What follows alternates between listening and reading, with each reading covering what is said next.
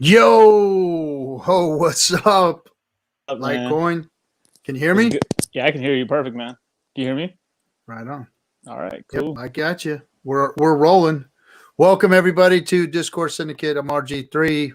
My buddy here, Litecoin Moses.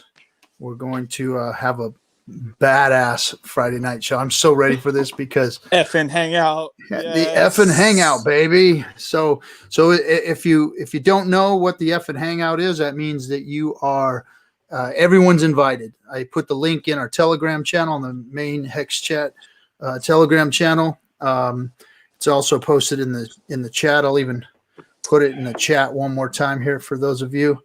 All are welcome. So everybody's welcome. Haters, Hexers, whoever, you got questions, you want to just hang out, you want to show your face, that's what this is for. So, man, first of all, I'm going to shut us both up because we have a guest that I've been trying to get on the show. We'll let him come up here and talk for a little bit. Sure. Before we start bringing all the gang in and everything, and we'll bring them up. So this gentleman, some of you know him on YouTube.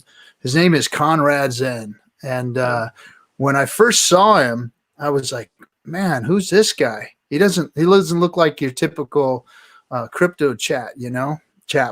And I started listening to him, and his show's interesting, intriguing, and he comes from a different perspective because he sounds like he's from the financial world. He was part of the early days of Bitcoin with the what do you call it? What's that? The mining? No. He was part of the association. Well, anyway, I'm going to bring him up and we'll have him talk. So without any more, we've got Conrad Zen here. Yeah. Conrad, what's happening? Well, hello, everyone, and I'm very pleased to be here. I must say I've been in some green rooms in my time, but the intro, the music has got me pumped up already. And it's only 9 o'clock in the morning here. Right on. Well, I'm having some computer problems, so I'm probably freezing, but you guys can hear me fine, right? Yeah, we can hear you. Yep, we can hear you fine. Cool. We can hear you fine. My poor computer's been burning up, man, and freezing for some reason. Burning up and freezing. Conrad, I love your background. Yeah, the background. Yeah, that might change. That might change later on because my computer is also freezing up, and when it does, it gets rid of this. You can actually see I'm sitting in a closet, which isn't very cool. So I'm just sitting here with my good friend John. That's very cool. And we're ready to rock and roll. And we're talking today about Hex. Of course. And anything else we want to talk about, because you and I have already had a small conversation, and it wasn't all about Hex. It was about crypto. It was about finance. It was about all kinds of things. I found it very interesting. So hopefully we can pry a little bit of that stuff out of you too. But what I was trying to say was you were part of the Bitcoin Foundation, which was an organization that was trying to help steer the direction of Bitcoin back in the early days. It's now defunct from what I understand. Is that correct? That is correct. Yes, very defunct. Very defunct. Very defunct. A bit about my background then, so people understand who I am and what I'm about and why I am for Hex today. Background wise, yeah, I was a programmer, but a programmer back in 1980, man. Machine code, hexadecimal, very smart guys. I wasn't really that smart, but I watched other people be very smart. So that's my background. I have a little background in programming, but I then went on to spend the majority of my younger days flying around at Mark 8-9, doing maths at Mark 8-9. Now I can't even add 2 and 2 together. But then I got involved in Bitcoin through mining because I just found it absolutely intriguing. I wasn't a libertarian, wasn't anti-government, wasn't trying to create my own currency. It was just something I was very interested in as a nerd. And I mined Bitcoin. And that was it. Forgot about it. What the hell? What the hell is this Bitcoin? Didn't understand it. The similarities towards what we have now in Hex 10 years later are uncanny. It's remarkable. Right from the introduction of Hex to the introduction of Bitcoin, when nobody understood it, nobody got it. People used to call me a scammer and an idiot back in the days. And, I remember in 2010 when I was trying to get people involved in Bitcoin. And I'm hearing the same things 10 years later about Hex that I used to hear about Bitcoin. And of course, if anybody could go back in time to 2008 and pick up Bitcoin at less than $1, they're not on this webinar. And now everybody has the same opportunity right now, because Hex is not only the new Bitcoin, it's far greater than Bitcoin. So the Bitcoin Foundation, yeah, why did I get involved in that? It's pretty interesting because obviously I'm not an American, I'm a Brit, but I left the good old UK a very, very long time ago. And so I could see that Bitcoin at the time was getting a very bad rap for some reason. Something to do with people buying drugs and all sorts of things, right? People didn't quite trust what Bitcoin was all about. So I can't remember who came up with the idea of the Bitcoin Foundation, but I managed to wheedle my way in. Something to do with money, I can't remember now. But anyway, I was interested in joining this foundation to see what I could do to change the perspective of Bitcoin. Now, I had a very, very small part in that. You know, it's very interesting when you think about who came out of that. I was there with people like Kevin Beardsley. And of course, about a year after I joined, we had the very interesting guy, Cody Wilson. Now, I don't know whether you know Cody Wilson, his background, he's just an amazing person, but he's a bit strange. He's the guy who invented the 3D printed gun, if you remember. He actually ran to become the head of the Bitcoin Foundation. And then all sorts of nefarious things started to go wrong. We had some little problems with, court cases. The Californian governor at the time issued a writ against the Bitcoin Foundation for wire fraud.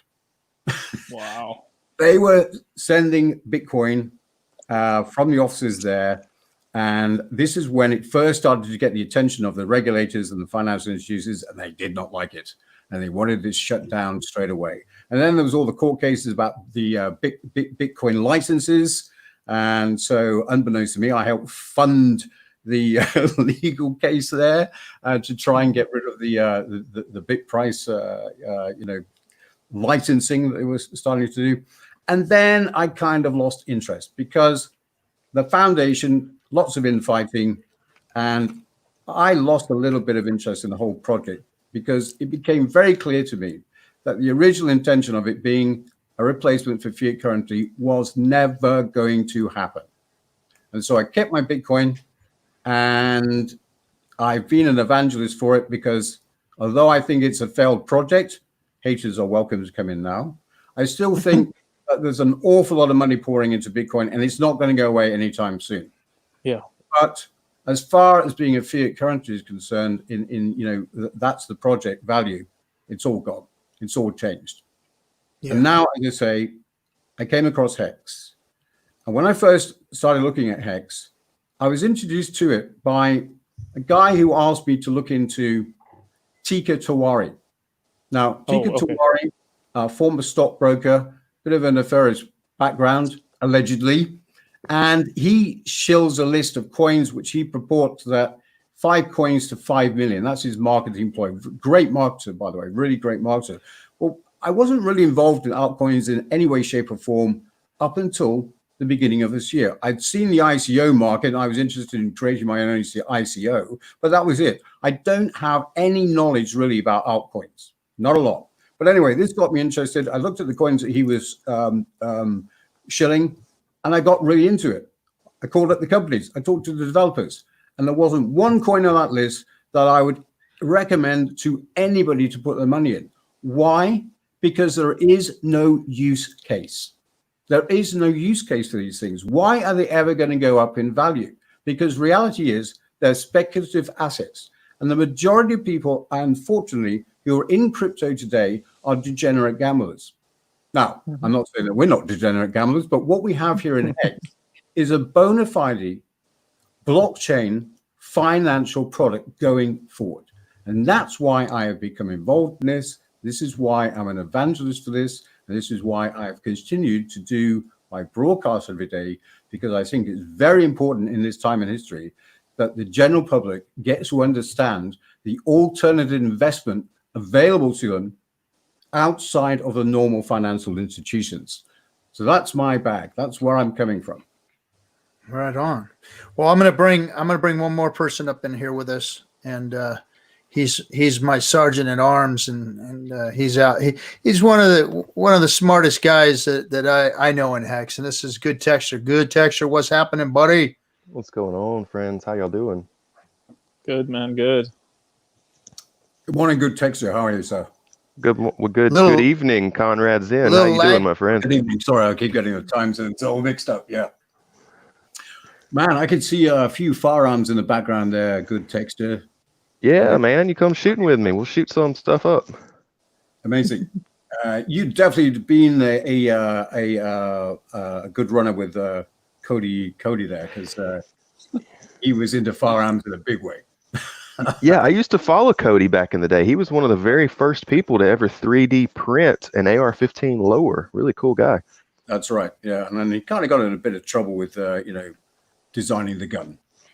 His videos got really big on actually Facebook is where I actually saw him in 3D printing. That got a lot of shit for it too. Yeah, so when I think that he was releasing them on Twitter and some other places, and then when it got on Facebook, that's when it really caught fire, and I think that's probably when he got in trouble.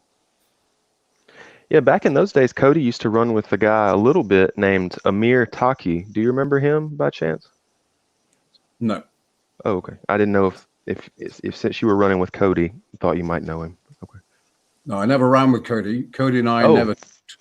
Cody was trying to become the Bitcoin Foundation chief leader, and his mandate to be elected was, as soon as I'm elected, I'm disbanding this stuff. Oh, so he wasn't a fan of the kind of centralized nature of the group? Absolutely not. No, he was dead set against it, and I don't blame him, because at the end of the day, it failed miserably. Were any of the developers like Gavin Andreessen in that group? Yes, they were. Yeah, they were all there. Charlie Schramm, everybody. Then later on, the Winklevoss brothers, Kevin Beardsley, who actually left. That's when he started Kraken way back then. Yeah, people like that. Wow. And of course, some speculation about the real identity of Satoshi Nakamoto. One clue I can give you, he was British. What do you think about Hal Finney? Do you think Hal Finney has any chance at being Satoshi? Who knows? Who knows? That's what everybody thinks. For the most part, anyway. Yeah.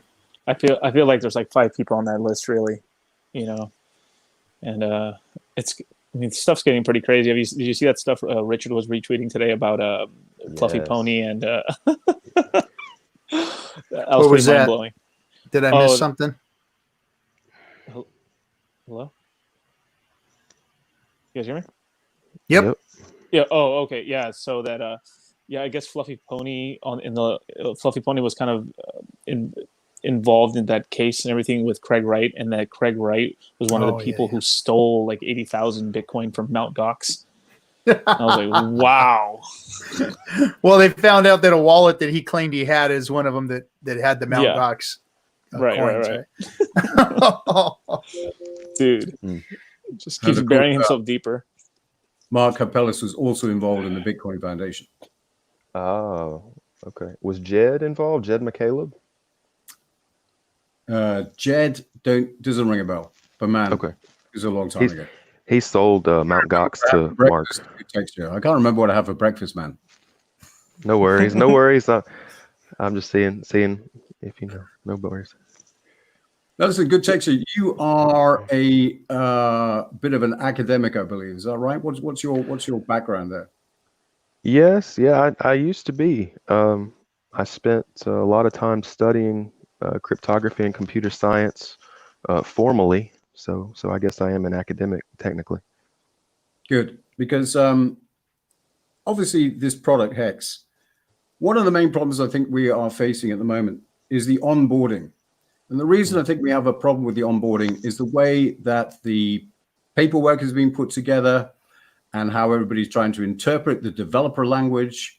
And that's not helping your average person get into what is essentially a very simple product.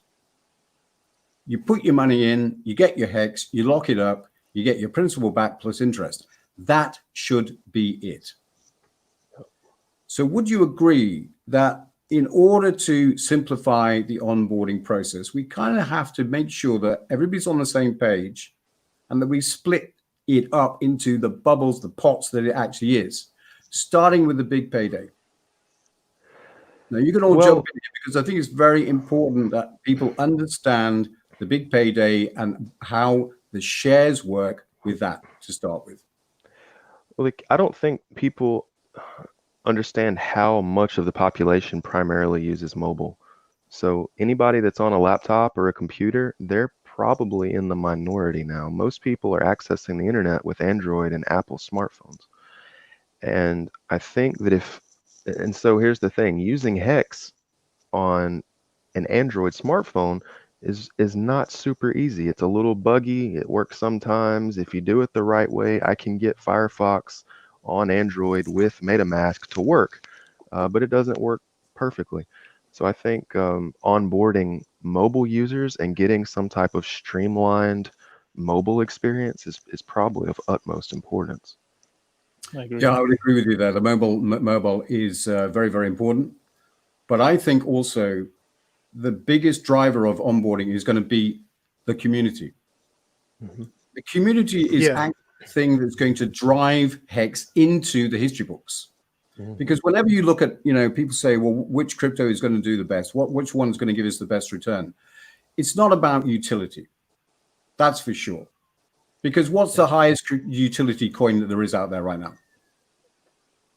Tether. Stable coins.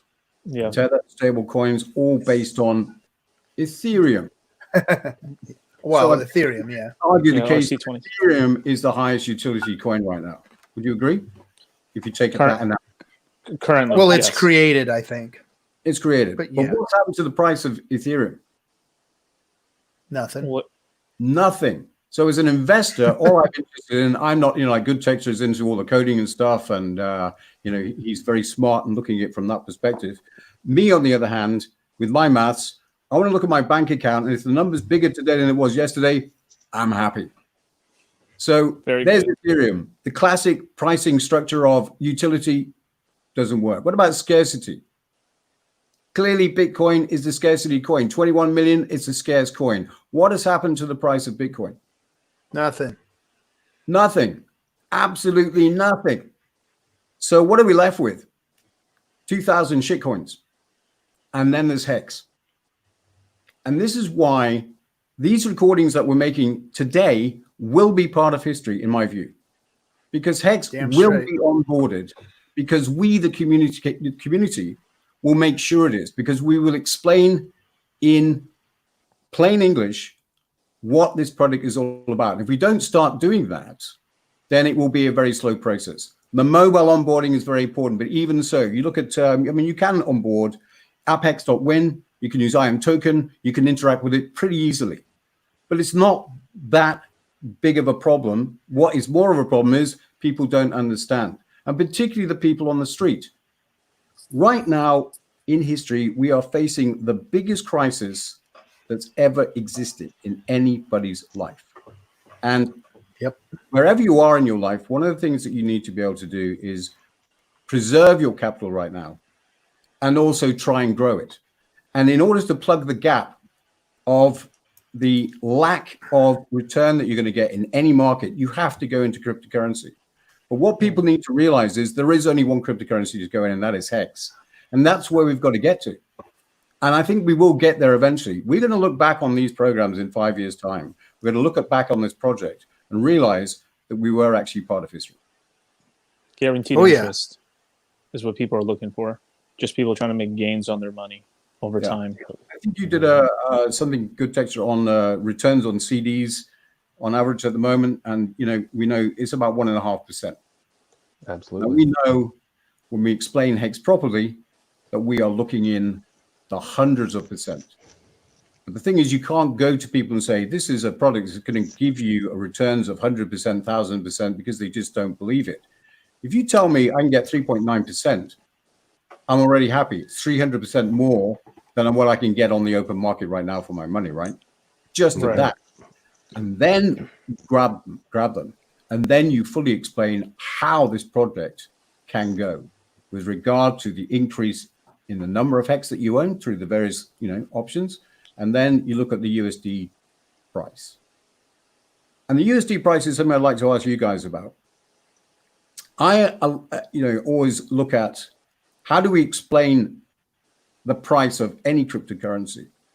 And it's traditionally utility, scarcity, but the biggest driver has to be the community, undoubtedly. Demand.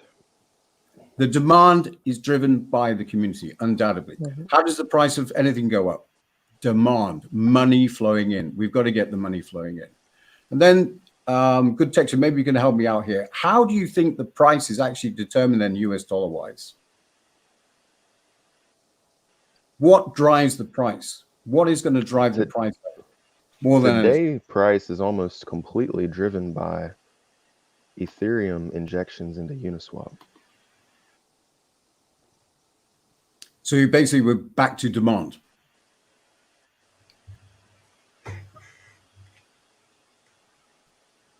And then almost entirely. So then we have the idea of value consensus. Not quite the same analogy, but Emile Durkheim, the French sociologist guy, he studied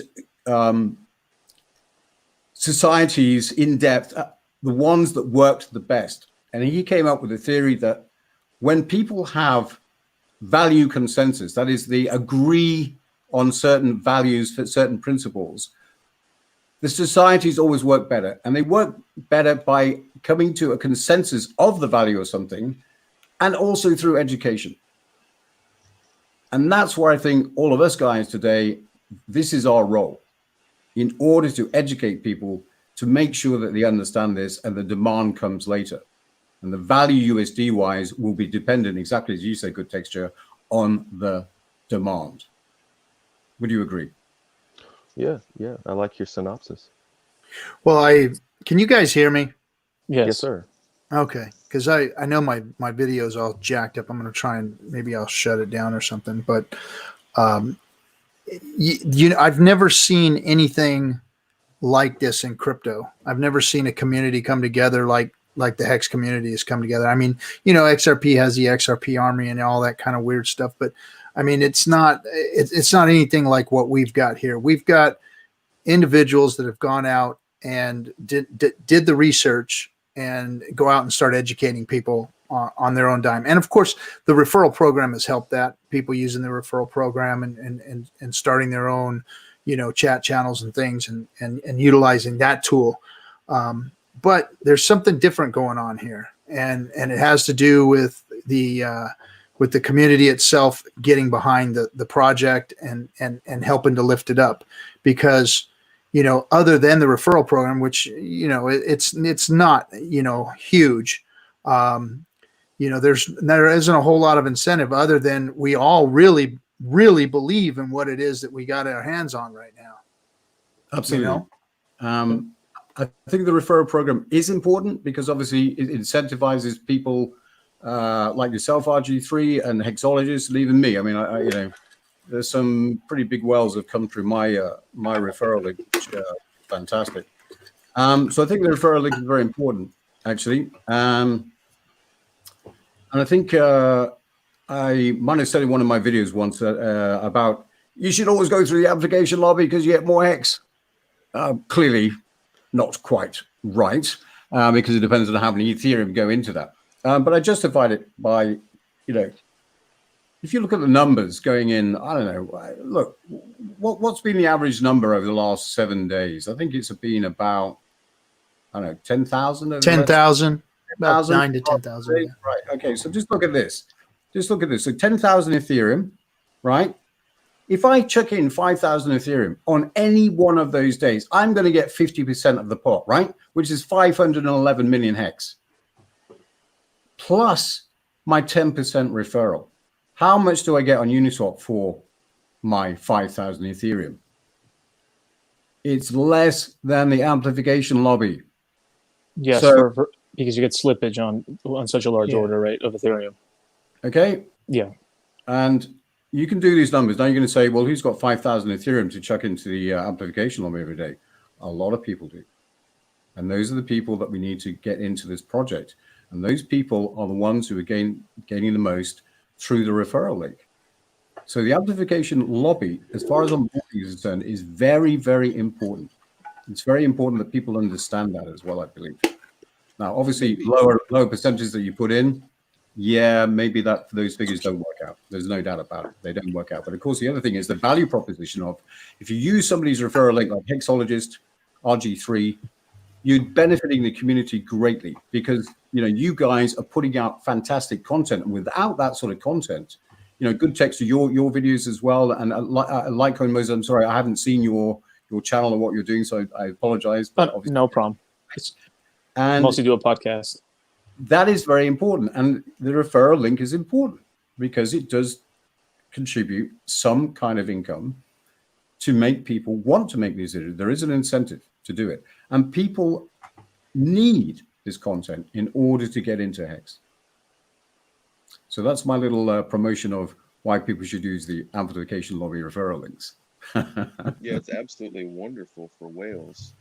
I don't think it's good for the little guy, but for the whales, it's really the best way to go by far. Yeah, for sure. If you are a little guy and you can't compete with that sort of money, then yes, maybe you should just buy Hex off Uniswap.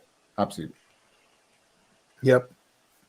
No, it's obvious that it benefits the whales. It's obvious. And it seems Let's see here. I'm going to start bringing some more fellas onto the stream here. Hey. What's happening, Hex Yoda? Hey, what's going on, guys? How are you? What's going on?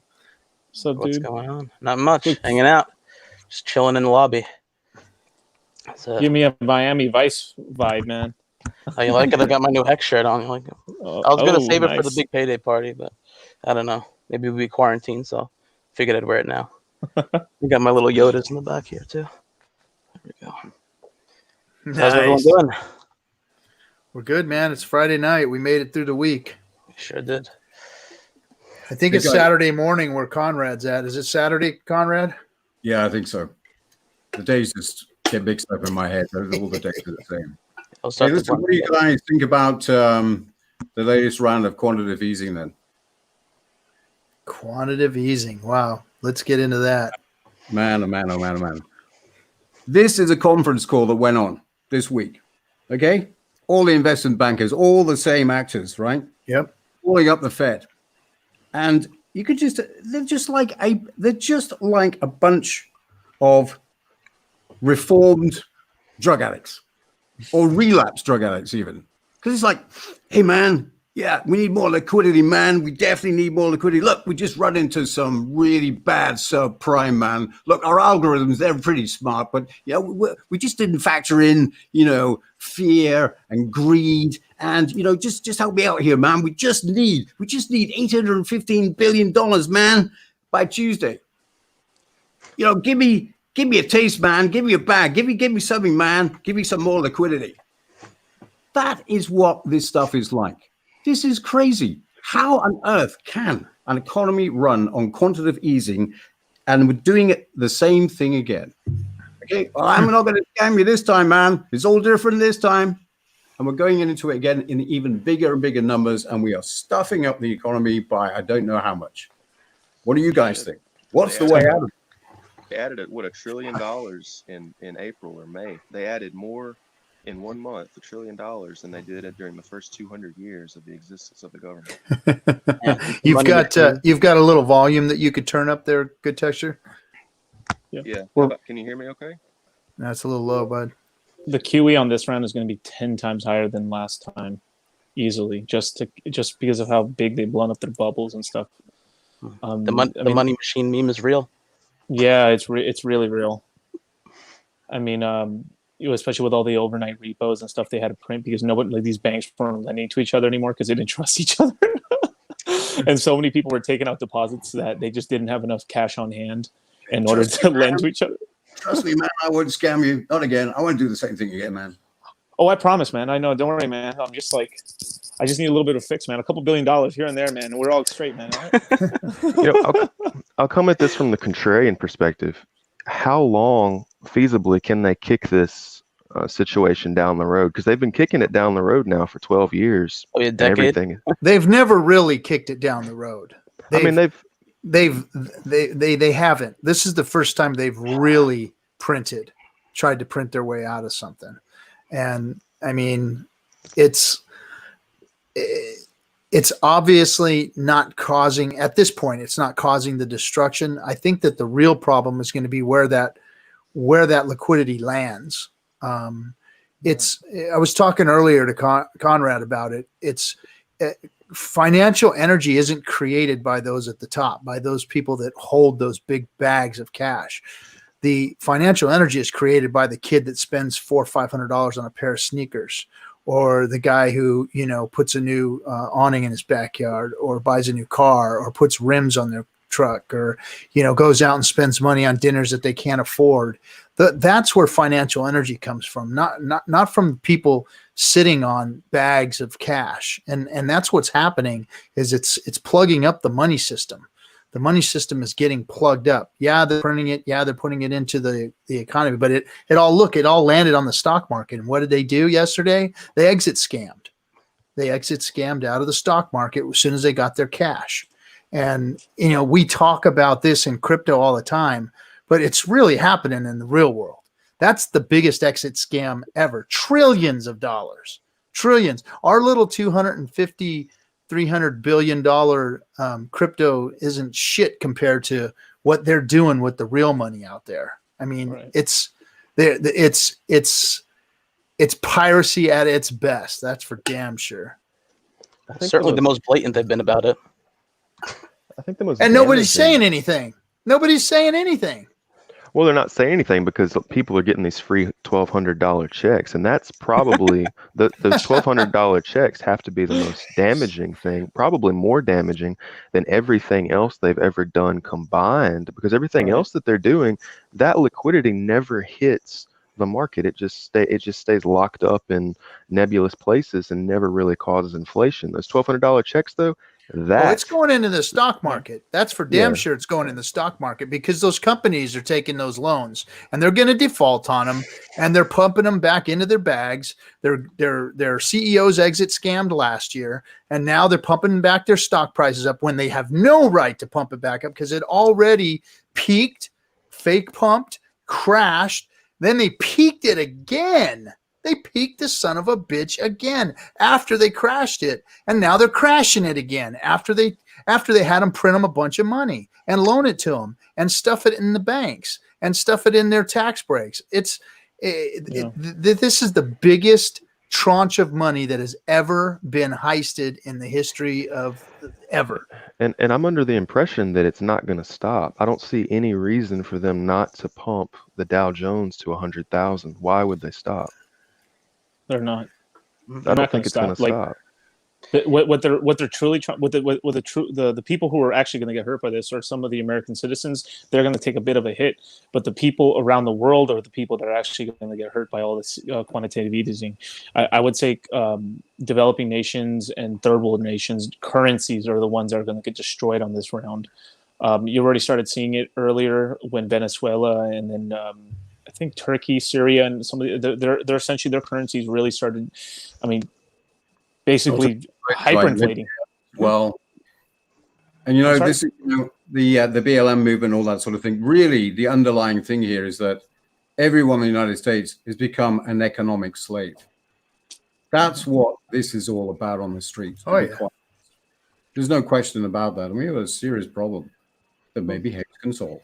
Yeah, these stimulus checks are just more gasoline to keep kicking that bucket down the road. Well, we're saying checks. They only sent one out. Let's not forget that. Right. $1,200 ain't shit. So far, right? They're planning on a couple, at least one or two more ahead of. That ain't nothing compared to what they've pumped into the stock market, into the banks. There's trillions being printed, and that did not go out to $1,200 checks. That's smoke and mirrors right there. Those stock market injections aren't going to directly cause inflation of consumer goods. When they dump, it is. which they did yesterday. They dumped yesterday. Yeah. They dumped on your fucking heads. That's what they did. They pumped it, and it crashed, guys. It flash crashed, and they pumped it back up within a couple of weeks. The common Black Lives Matter person doesn't own any stocks, though. How would they be affected? Sure. That has nothing to do with what they're doing to the economy and to the dollar. I understand, but I don't think any of this stock market capital injection is going to cause real inflation in the real economy. In fact, I think we're probably seeing a degree of deflation. Absolutely. Quantitative easing, even, the Feds aren't that stupid. I mean, they are using the quantitative easing tool. Not, they are printing money, but it's kind of a zero-sum game because they take the T-bonds out of the banks, they replace them with dollars which have no interest capability. So you're basically you're taking away the savings accounts and you're giving them a current account. Checking account. So, the inflation by printing, the dollars isn't really happening. It's not happening. The QE is not really inflating. Where the inflation can only come, as you said, good texture, is people actually spending money in the real economy. Yes. That's exactly true. And that's stopped.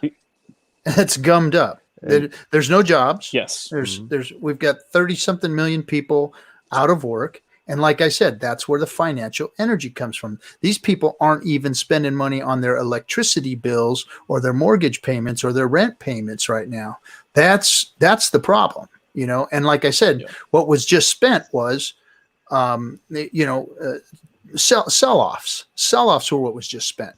So cash was infused into fat cat wallets, and it's now going to sit. Because what is there for them to purchase? What is there for them to buy back?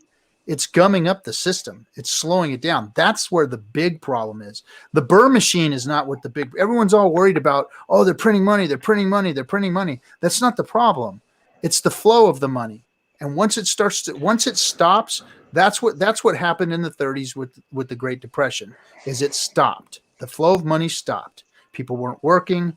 And that's when all hell broke loose, because the financial energy, look, money doesn't disappear. It never has ever disappeared. It just stops moving. It has to move. Look, and if it doesn't move, and if we're not moving, the people stop moving. There's no projects. There's nothing for us to do. And there's no jobs. That's when the financial energy comes to a dead stop. It doesn't flow. A stock market crash doesn't really hurt the average person because they don't own stocks. But if the stock market crash is big enough, it forces those large companies to lay off employees, which then ripples out into the real economy, and that hurts. That's the negative feedback loop, right? Typically, because they were supposed. That's what they were supposed to do with the money they got. They were supposed to keep people working, and they didn't. They bought back their own goddamn stocks. And it's proven. It's already been shown that's what they did. The rise of the stock market showed that. It's only obvious. I mean, we're going to learn it months down the road. They're going to finally start saying, oh, well, yeah, they did. We gave them the money, and instead of giving it to their employees, because all those people are still out of work trying to get unemployment right now, we put it back into our stock buyback like they did the time before. They did it every time they get money in their hands, they turn it into more money. That's what they do. This time's different. I'm not going to scam you again. This time's different. Yeah, this time's different. And they just did it. And the freaking all you had to do was watch the stock market over the last couple of days and what it did. How in the hell did the stock market go back to all-time highs? How did it go to all-time highs with everybody out of work? Exactly. Yeah. And then what did it do yesterday? It crashed again. Why? Because they dumped on all your fucking heads. I've been out since January, man. So I'm good, man. I've been out since a long time. 2013. 2013, I got out of stocks and said, Bitcoin looks better. So I had a buddy. He's highly invested, and I told him to get out, man. And he sent me a text 2 days ago and said, "No, it's all coming back now. Everything's back." I legitimately think it's Dow Jones is going to 100,000. They're just going to keep printing that thing into oblivion. It's probably between 20 and 30. It's going to go to 100. Nothing's happening to the Dow Jones or any of these markets until after the presidential election. After that, we're going to get shit on. So it's probably after January. That's when we're going to get the real drop down, because then from there, everyone's locked in their office. And we're going to see some big changes before then. That's for damn sure. I mean, that's this hasn't all the job losses haven't affected the economy yet. It's just about to start. It's about to greasing start. the wheel. The defaults are coming. The foreclosures are coming. And all that's coming. And the most marvelous part of all of this is during all of this calamity, Hex pumps 100x. 116, baby. 10,000x. What you talking about, boy? During a pandemic. During a pandemic and a financial collapse, the biggest financial collapse that the world has ever seen, and Hex pumps. God damn, that was a good. This is the thing. This is why we have to educate the masses. Undoubtedly. I mean, look, Bitcoin is a failed project. It's a failed project. There's a lot of money in Bitcoin that should be in Hex right now. And you guys who are owning Bitcoin really need to understand this. You're sitting on a failed project, my friend. And I should know. And I hold Bitcoin. I want the price of Bitcoin to go up, but it ain't. And here's why. As I said this before, and good Texter, I hope you can jump in and do the numbers for me. But the fact of the matter is, you take the money supply, and you take the store of gold and the time deposits and all that sort of stuff. That all comes to about $700 trillion, apparently, $700 trillion US. Now, the valuations that your average investor is being shilled for Bitcoin is buy a Bitcoin today and be a multimillionaire tomorrow. It is never going to happen. Why? Because all the projections going forward were based on the idea that Bitcoin was going to be a transactional currency and a store of value. So let's have a look at the transactional value for a start, right? I helped set up businesses right at the very beginning to take Bitcoin as payment. There are less people taking Bitcoin now than there ever was before. True. How many of you own Bitcoin now? I don't. Yeah, I don't own any. Right. I won't own a shit coin. Maybe okay. How many of you bought something with Bitcoin recently? Yeah, a little bit. Yeah. But what did you buy? No, not much. What do you mean? I mean, were you he buying? Doesn't want to say. Another altcoin. No, I just DCA a little bit whenever I can for the coins that I like. Yeah, so basically using Bitcoin to actually invest in other altcoins. You didn't buy anything physical, right? No, I stack it. Yeah. So what I'm saying is transactional value of Bitcoin is zero. Essentially, yeah. So using Bitcoin to buy anything. Now look at it as a store of value. Say, well, Bitcoin became Bitcoin, gold 2.0. Are you kidding me? Bitcoin $20,000 US not that very long ago. What is it today? 10,000. Where is my money? How is Bitcoin a store of my value? Well, so let me present a counter argument.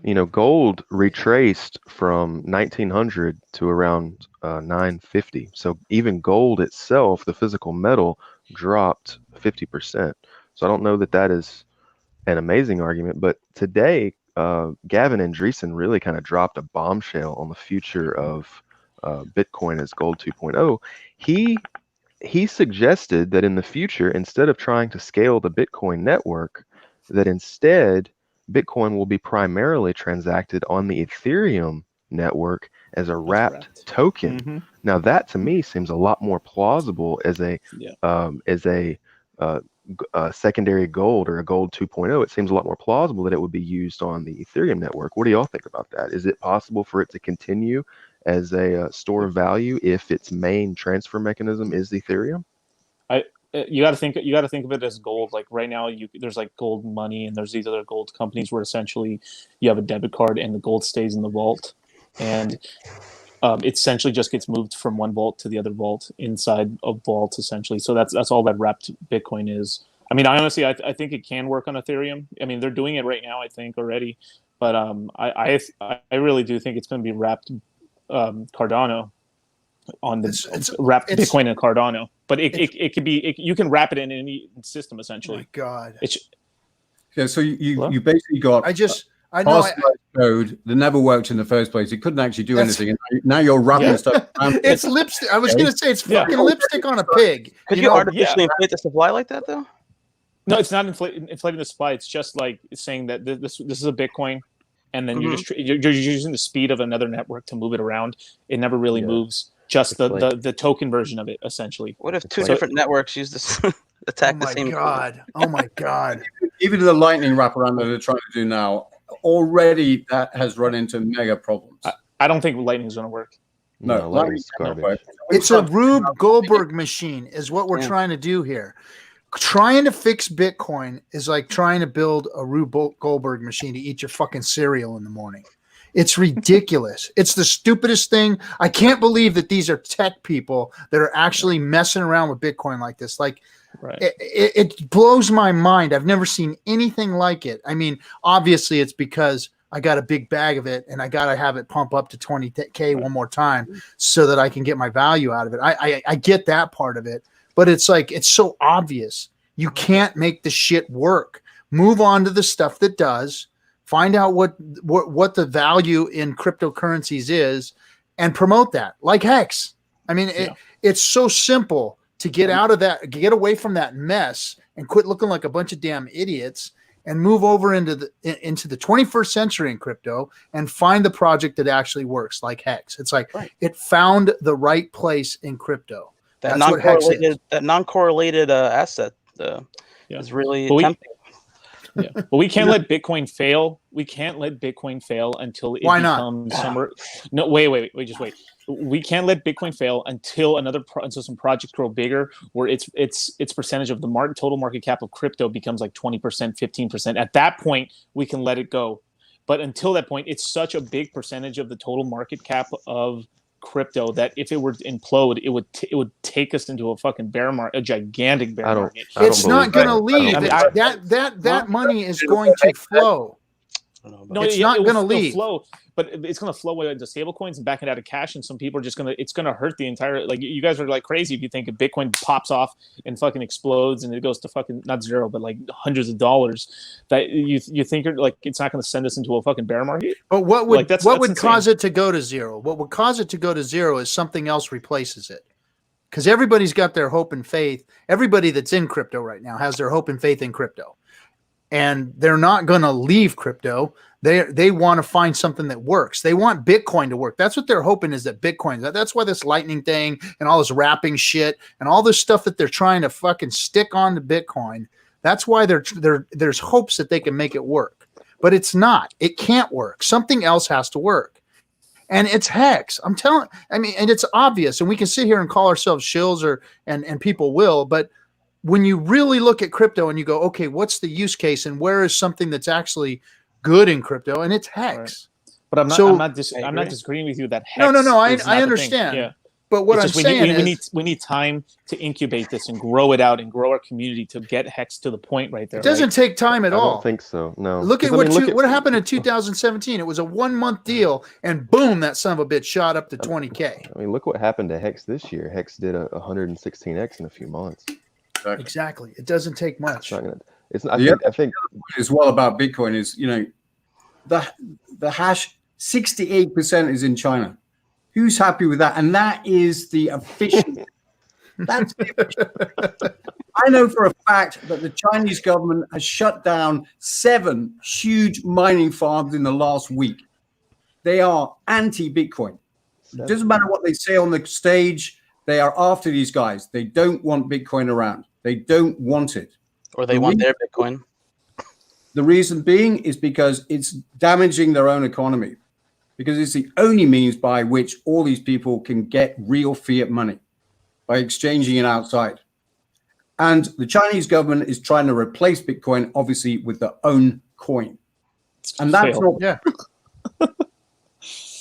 So there is another attack going on in Bitcoin that people don't seem to understand is very real. And you may not have the choice of holding on to Bitcoin. Yep. And that is something that people really need to understand. And that could happen at any second. Sure. That's a 1 hour deal. Yep. That happens in an hour. They pull the plug in China, and it's curtains, guys. It's curtains. The other day, mining Bitcoin in China is not illegal.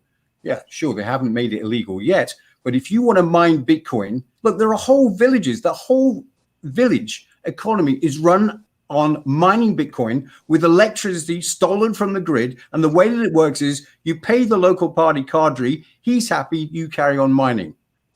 Okay. Now, they haven't made it illegal, but it ain't legal the way that they're actually doing it. Or ethical. It's a very tenuous scenario that we have at the moment, which is why guys are getting really, really anxious about trying to get the Bitcoin hash away from China. You know, the new facilities are coming up in Texas. That is their main goal.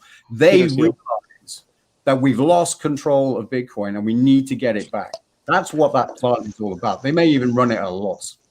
How rapid do you think that this progression of shutting down in China is going to go? Do you think this is something that's going to pick up really rapidly soon? Very, very worrying. The more they get towards the idea of releasing their own coin, the more advanced they'll be in getting rid of Bitcoin. Yep. Wow. Yeah. And it can happen in a flash. Yeah. Well, the Chinese don't operate like that. They are not stupid people. Obviously, collapsing the price of Bitcoin doesn't help anybody immediately, but No. it's not a short-term thing. But medium term, I think that is now coming into play. It was a long-term thing. I now think we're a medium-term play. So, But Conrad, if we all saw what the FUD did when they talked about outlawing it and what it did in 2017, just the news of the talk of it happening. So if it was to happen, if they even did it on a slow, progressive basis, whatever, it would send a ripple through the community and a tanking like you wouldn't believe, because they hold the keys to the kingdom over there. If they shut that operation down, if they stop doing it, or start outlawing or start regulating or start doing anything at all to stop what's going on over there. And like you said, and you and I both know, they're basically stealing power out there. You know, I mean, I remember in 2017, they caught the Chinese government caught some guy that was at a dam that had a bunch of miners inside the dam itself. And they I don't know what they did with them. They probably, took care of them in the way that they work camps or whatever. But, they're just stealing it out there. And like you said, from community. So ethically it's wrong. And at any moment, if China starts to throw any regulations, and if that FUD hits this community, it's gonna change things quickly. Yeah. And it's beyond that, because the Ethereum is also mined in China, is it not? Yes, it is. So Nowhere near the scale that Bitcoin is, of course. Oh, really? So the centralization of Bitcoin in China is not as bad with Ethereum? I believe so. I don't have the actual figures, good texture, but that's what I'm led to believe. Yeah. It's more GPO mined than anything else on Ethereum. They don't have ASICs for Ethereum? No, yeah, I think they said if they were to get to the point that ASICs, they would just They could software hard fork in something to destroy it, so you couldn't ASIC mine it. Yeah. Okay. That's good info. I thought, I guess it's Litecoin that has the script ASICs. That's what I was thinking of. It's not. Yeah. So I think of Ethereum as silver, and I think of Litecoin as silver. So I get them mixed up sometimes. They both have silver logos. Right. Yeah. They have said that they might adopt something that Digibyte has, where they might add like a GPU functionality. Like it's all script right now, but they might soft fork multiple mining algorithms or something like Digibyte. How far out are we on Ethereum migrating to full proof of stake? 1 to 10 years. Well, yeah, 1 to 10 years. Yeah, It's going to be a while. I think it could. It originally was supposed to be like fourth quarter of this year, but it's looking like it's going to be like first quarter of next year or something like that. Okay. And then here's something people don't realize is that you have all these kids and stuff buying up this Ethereum, right? 32 Ethereum, and like, cool, I'm gonna stake it in a pool, right? But what they don't know is that if you send your Ethereum onto that contract, it's locked in for 6 months. A lot of people don't know when the 32 Ethereum that gets locked in, it's locked in for like a certain amount of time. And then I think what's going to happen with Ethereum is that a bunch of people are going to send their 32 Ethereum in, and then they're not going to have access to it, and then people are going to freak out. They can't emergency end stake. I literally think people are just going to be like market buying. They haven't done research. They're like, oh, okay, cool. I'm going to get 3 Ethereum at the end of the year for having 32. Cool. Boom, they send it to that contract. Oh, shit. Where's my Ethereum? And then that's going to dry up the entire supply.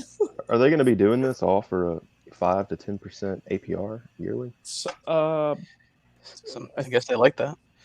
So I had heard it was like for 32 Ethereum, it was like 3 Ethereum at the end of the year, roughly. Like 3.1 or something like that. Oh, that's 10%. Okay. Yeah, it's 10%. Yeah, whatever. Yeah. But you locked up a bunch of Ethereum and stuff that people have been hodling. So Sounds like a good opportunity to shill Hex, which is doing a little better Right. than that. Oh, it's going to do way better than that. What's up, Ballet Brian? Hey, Yeah, go what's up, ahead. Bran? What's going, Bran? Hey, How you doing?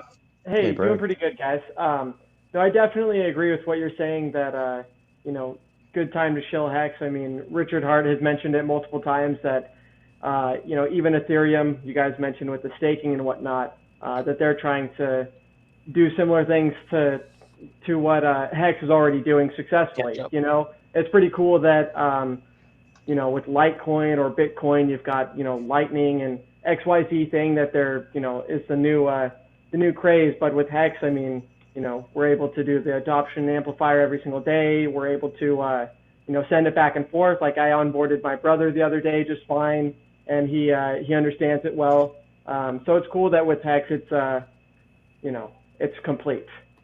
Working project, yeah. Complete. Even the best, I think the one that best did like a stake. Even Cardano, right, who's doing staking and stuff, already did a test net, but there's still a test net. It's not even out yet. Ethereum's there. I don't even think you could even do the test net yet. And like what Tezos really? I mean, but Tezos doesn't give you really much at all in terms of like how much you're getting. No, And and then- then Coinbase takes a chunk of it. 25% of your That's dividend. crazy. 25%.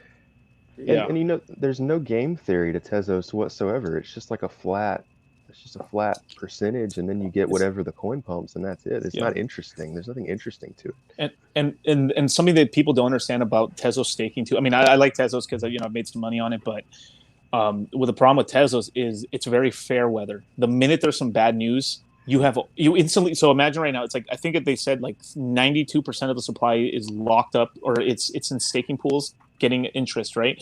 But the minute there's some bad news, all the supply comes online. What do you think's going to happen? The price is going to fucking flash crash. There's it's ridiculous, and every time I say that, I get heat for saying that shit. Like Good. It's like, dude, same thing with the same problem with master nodes and all these other things is that there's no mechanism, there's no stick to stop people to think, wait, you're right. Let me control my emotions for a minute. This is stupid. Yeah. No, if you let people move their money instantly, right? What do you think is going to happen to the price? It's going to like implode the minute there's some FUD, Yeah. But go ahead. Whenever you say Tezos, I think of the meme I made for you. Oh yeah. Tezos Hex stakes, Tezos bakes. Tezos bakes. What do you guys think it's going to take to get listed on Coinbase? Somebody's got to go give somebody a blowjob. Yeah. Not while I'm drinking, man. Come on. Yeah, that was not the answer I was expecting. Oh, you're on Discourse Syndicate. I forgot, Conrad. This is the Friday night hangout. Maybe I got some pressure or something. Pressure from the community. I mean, I don't know. They ain't gonna Brent, cave to no pressure. Bren, what do you got there? Blue Moon? Dude, so yeah, this one's actually kind of unique. So yeah, it's Blue Moon, but it's iced coffee blonde. Wow. It's more of like a coffee one than a Blue Moon, but you throw those down, bro. The last Friday that you were on, you were throwing them down. I think on the 24-hour you were kicking them too. Exactly. You and Litecoin go toe to toe, man. He was talking about turmeric coffee recently. Somebody. Oh, that was RG3. RG3. Joe Rogan's show. Yeah. About what now? Oh yeah, the coffee. Yeah. Yeah. He had that. What was that yellow? Turmeric. Yeah. Yeah. Okay. You try that with a bit of good old Johnny Blue Label as well in the morning. Man, your day goes by very quickly. Yeah, my day, my night, my next 16 months. See, I'm allergic to alcohol, my friend. Yes. Yeah. I break out in handcuffs. Conrad, you're bringing the Blue Label to the big payday party? Oh, man, are you kidding me? Johnny Walker has said that we could have many cases. Yes. Yeah. I'll bring the tequila. Johnny Walker. Thank you. Johnny Walker. Blue Label. I thought they were your sponsor because the way you handle that so well. He sponsors them. Huh? I actually do sponsorship for Johnny Walker in my past. Inadvertently, I was helping a friend. and it just sort of like has been a joke since then. Oh, okay. You will see my face somewhere on adverts for Johnny Walker Blue Label. Conrad was talking about Coinbase though. It sounds, we first think at first, when is Hex going to get on Coinbase? What would it take? Our first reaction is, oh man, that's a mountain. But I'm thinking that, whenever Hex overtakes Bitcoin this year, it's not even going to be a discussion. Like, they're just going to have to. Mm-hmm. Yeah, they can't ignore. Everybody's like, what did he just say? Well, they're on bed with each other, so you'll have to see it on CMC too. So. Well, they're still sending nasty letters. I saw the stuff that Firebun was sending, and they're not kind about, screw off. We're not putting Hex on there. They're still pretty bitter for whatever reason, and it probably doesn't help that all of us, are going like this to them. So it doesn't help. And plus, we're all probably pounding them every day. So whenever Hex gets into the actual top 5, they're not going to be able to ignore it anymore. Well, they can't. Eventually, you're right. They are worried about the regulators. In their defense, they're worried about the regulators. Was that RG3 that said like these fucking exchanges aren't even 3 years old, and we're over there like on our hands and knees like, oh my god, when coin dude, you know how much money Coinbase lost over the weekend? It was insane amount of money. Well, they had lost like $250 million in deposits of coins that left the exchange. It was insane. Tons of money left. BSV just popped into the top 10 overnight, and everyone knew it was ridiculous, and it just stayed there like it was normal. I don't know, whatever. Stuff like Crypto, that. guys. It's crypto, man. You've got this crazy do nothing currency like Bitcoin Cash, and Bitcoin SV, and then people are like, IOTA. well, a 200 billion market cap Hex, man, that's crazy. But then you've got Bitcoin as number 1. That is what's really crazy, is that you've got a do nothing coin at number 1. Mm-hmm. Yeah. I mean, it's literally, well, I ain't gonna say it. I'm not gonna tell. People are gonna be surprised this year. This year, in the next 6 months, people are gonna get very surprised. Oh yeah. November, December is gonna be fucking awesome. Yeah. I think it's gonna be sooner. Well, I think it's gonna be like October to December is gonna be like, holy fuck, what happened? Well, I think What the problem. Sorry, I think the problem is that it's synonymous to the masses. Bitcoin and crypto are like a synonymous word, so I think that's the issue. Those two words need to be split apart to the masses before they can consider anything else other than Bitcoin as the leader of the pack. Let's say. Yeah. And what would that take? That would take a flash crash of some type. That would take some massive FUD, Bitcoin being exposed for what it is, or the mining getting shut down, or some. It's going to take some kind of flash crash like that, and then again, money isn't going to want to leave crypto. It's going to want to move around crypto. I mean, that's what it's always done with the couple $100 billion that we do have in here. It's just moved around. We're getting closer to a big dude. Yeah, it's a Franklin. Yes. I'm gonna have to jump out now. And no. It's all right, and really nice to meet all of you guys. Fantastic job. There's no doubt these are historical videos that we're all taking part in. That's for sure.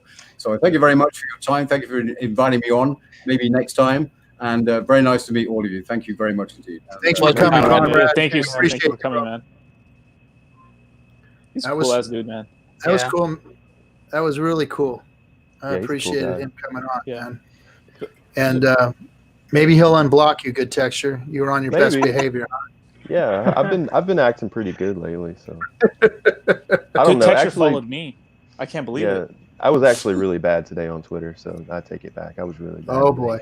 I had to delete a whole bunch. I got unfollowed by Richard again for misbehaving. No. I was gonna say, didn't he refollow you? So he followed me. He just started refollowing. He followed me and then he unfollowed me because I misbehaved, and then I was bullish again, so he followed me back, and then today I misbehaved really bad, so now it's wrecked. You're as bad as Black Sheep getting kicked out of the the main chat all the time. Yeah, you were saying earlier about October. I think it's going to be earlier. I think September is what I'm looking at now. And You've been looking at August. You've been saying Monday. All right, hold on. Mousetrip's been talking shit like fucking the whole time. What's up, Mousetrip? You said you guys screwed the pooch. I like Mousetrip. Mousetrip's cool. I know he is cool. I don't know what the fuck he's talking about though. He's like, money always flows where it's. He said some other shit too. What is he talking about? Every once in a while, he just says some shit to me. Fucking mouse. He's mouse tripping. Get your ass on here and come on the stream. Yeah, come on stream. Show your face. Yeah, get on here and fucking. No, I am a Michael Rossuman. I became a permabull today. Like I'm literally a permabull. I don't think we're gonna go below 29 again. I think that right now in the 003s, if you do not get it in the 003s right now, you never will for the rest of your life. And if you do not get it below a penny before it hits a penny, you will never get it below a penny. This thing is not going much lower. I'll tell you that right now. I agree. You heard it here first, guys. It is not. He like said, this. He says, he says, you never shut the hell up, RG3. So I got my fucking channel, man, so I can talk shit. That's why I got it. So I can talk. These people, if y'all, all right, so if there's people that's like thinking that they're going to wait until September to start dollar cost averaging in, you're not going to get your coins. I'm going to tell you that right now. This thing did not crash from 006. This has been the weakest crash that you will ever see in crypto. It has been a birthday party. It's not done anything. Normally stuff whiplashes back down to 85, 95%. This thing has just been trickling, and now it's just kind of going sideways. Yeah. Folks, this thing's going to pick back up. I'm going to tell you that right now. And if you have not started getting your positions that you wanted, by July, I don't think you're going to get them. I'm just being honest. Yeah. My favorite's the people that think they're going to get a good deal after big payday. I'm gonna wait for the big payday dump. Yeah, wait for it. Okay, good luck. Have fun. Hex Yoda, I'm going to accumulate heavily once it's at 15 cents, bro. Trust me. And the share price, I'm gonna stake when the share price is like, triple. 40,003. It's good texture. I agree with what you're saying because I was saying that the last time I was on stream that we all, not all of us, but maybe some of us can remember the day two where it was 1 million hex per ETH, something like that. 1.7 million. Okay, yeah, whatever it was. Yeah, those were some good times. I definitely agree as far as if you're waiting, if you're sitting on the bench as far as trying to buy more, sometimes you miss the boat and it just goes another 30x. Yeah, and then this thing is not behaving like an asset that wants to shit the bed. Yeah, this is Discourse Syndicate. I can say that. This does not behave like an asset that's trying to shit the bed. If you want to know what an asset looks like that's trying to crash, go look at the XRP chart. That looks like something that's trying to go to zero. You look at the hex chart though, it does not look like an asset that has a ton of sellers. The volume right now is pitiful from the sell side. This thing is going sideways right now. It's going to lull for maybe another month. And then if you have not gotten in under a penny, you never will. Because it's going to be a penny. And this is just me talking speculatively, right? This is all blah, blah. That's all any of us can do. Yeah, but if it's going to hit, in my opinion, it will hit a penny by big payday. And if you have not gotten in it while it is below a penny, you never will. Because once it gets to a penny, it is never coming back. It's just not. Right. It's like when Bitcoin went right before that second bubble where it went to 266. It started at 10, 12, 14, 15. Once it left those prices, it never came back ever. Once it got above $30, $40 then in March of 2013, once it got above $40, it never saw $40 ever again. And that's what we're about to see with Hex. Right. And most of the OGs haven't even sold. I haven't even sold 1% of my portfolio. I've sold under 1% of Hex. Same here. I sold a little for some ETH gas fees, and that was about it. Same actually. Yeah. Those gas fees are ridiculous, man. Shit. I'm saving my liquid for strippers and cocaine. That's a good investment. No, sorry, ROI. Yeah, no financial advice. Yeah, this is gonna get nuts, though. Discourse Syndicate disclosure statement. This is not financial advice. If you take financial advice from any of us fuckers on this show, you are stupid. There you go. No, this is financial advice. Buy Hex, you're gonna get rich. You either buy Hex or your children and your family are gonna hate you for the rest of your life. It's that simple. Yeah, no, how can it crash down below after big payday? How can it crash below anything? I can see it taking a hit after big payday due to the number one, some liquidity being moved. Yeah, I can see that, and I can see some of the Bitcoin claimers dumping that they're not true believers. Right. I can see, but where it is right now, I don't see it going down to where it is right now because we're about to see, more than likely, we are about to see. I'm probably 90% sure that we will see one of the most amazing pumps over the next few months that we have all ever witnessed in crypto. This is going to be This is going to be probably one of the largest pumps in crypto history. People are not even going to ever talk about the 2017 XRP pump anymore after they see what Hex does. No, it's going to be it's going to be epic, historical. Like Conrad said, so before he came on the show this morning, he called me up and said, "Hey, I want to come on the show with you guys tonight." I said, "Right on." So I said, "Let's talk." He said, "I want to check out the system real quick." So he called me, and that's exactly what we were talking about, man. And it's just like the pump that we've never seen a pump like this before. No, sir. What's going to happen? And we've both witnessed some pumps in our days, and but nothing like what we're about to see. If Hex starts knocking out top 10 blue chip coins, do not be surprised. It is not going to be surprising to us. That is not out of the cards. That's not even out of the cards in 2020. Blue chip cryptos are going to bite the dust as compared to Hex, and that is not outlandish. No. Well, we're already chasing them down, I mean, we're already right on their tails. Hey, Kinetics, I can't hear you. What's up, buddy? Yeah, you're done, dude. You're What's up, not Kinetics? You're muted though. What are we gonna call it? Like when Jesus Christ! I mean, Hex starts fucking. I was like, you should have just switched the sentence. When Hex starts flipping some of these blue chips, cryptos, like we can't call it a flippening. What should we call it? Like a hexening or a reckoning or something? It's a reckoning. Yeah. It's a reckoning. They got hexed, man. Those coins are going to get hexed, like they get cursed. They get hexed. After they get taken over, they get hexed, it's done. They're just wrecked. Market cap starts slowly fading down, and Hex starts funneling it all into itself. Yeah, and that's what's going to happen. First, it's going to funnel. It's going to funnel in, crypto market cap. And then you'll see outside. That's what I keep talking about. We keep talking about onboarding people, but really the onboarding is going to be from within the crypto community. That's where it's going to really start to funnel in. Yeah. First, you back to that mobile. Yeah. You got your audio set up, Kinetics? Nope. Hey, copy the link of the stream, put it on into a Twitter DM, and then click it on there. That'll help out, especially on mobile or something.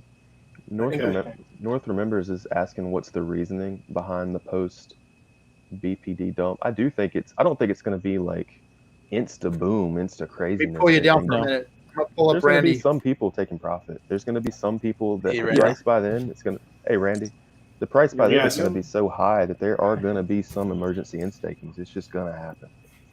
Right. So, what's up, Randy? Not much, man. My kid's to bed, so I got a little bit of free time.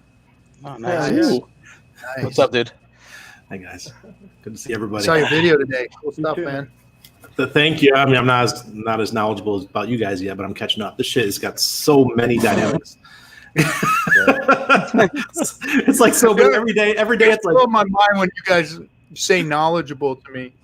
It's like you guys don't even have a some people have a clue. Like Mousetrip, he knows how fucking stupid I am. True. Firebun blew my mind on that because like didn't he? I didn't smart dude on the last part of it. Like if I were to let's just say I had 100-day stake and I were to end stake on day 99, I would only get 50% of my interest. like, dude, what? I by sitting down with him, I did that show because I know that I've got stakes that I need to attend to, and 30% gain on emergency unstaking. 30 fucking percent gain on my bags, and I mean, fat. Freaking out. So to have that tool available to us is phenomenal.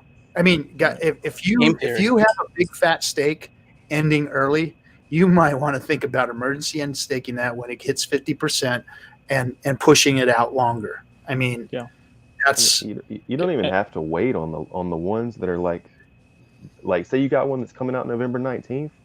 I mean, the fee is the penalty is just tiny, really, no matter what you do. We're not pumping. Somebody said we're pumping. I thought we were pumping. Let's check it out.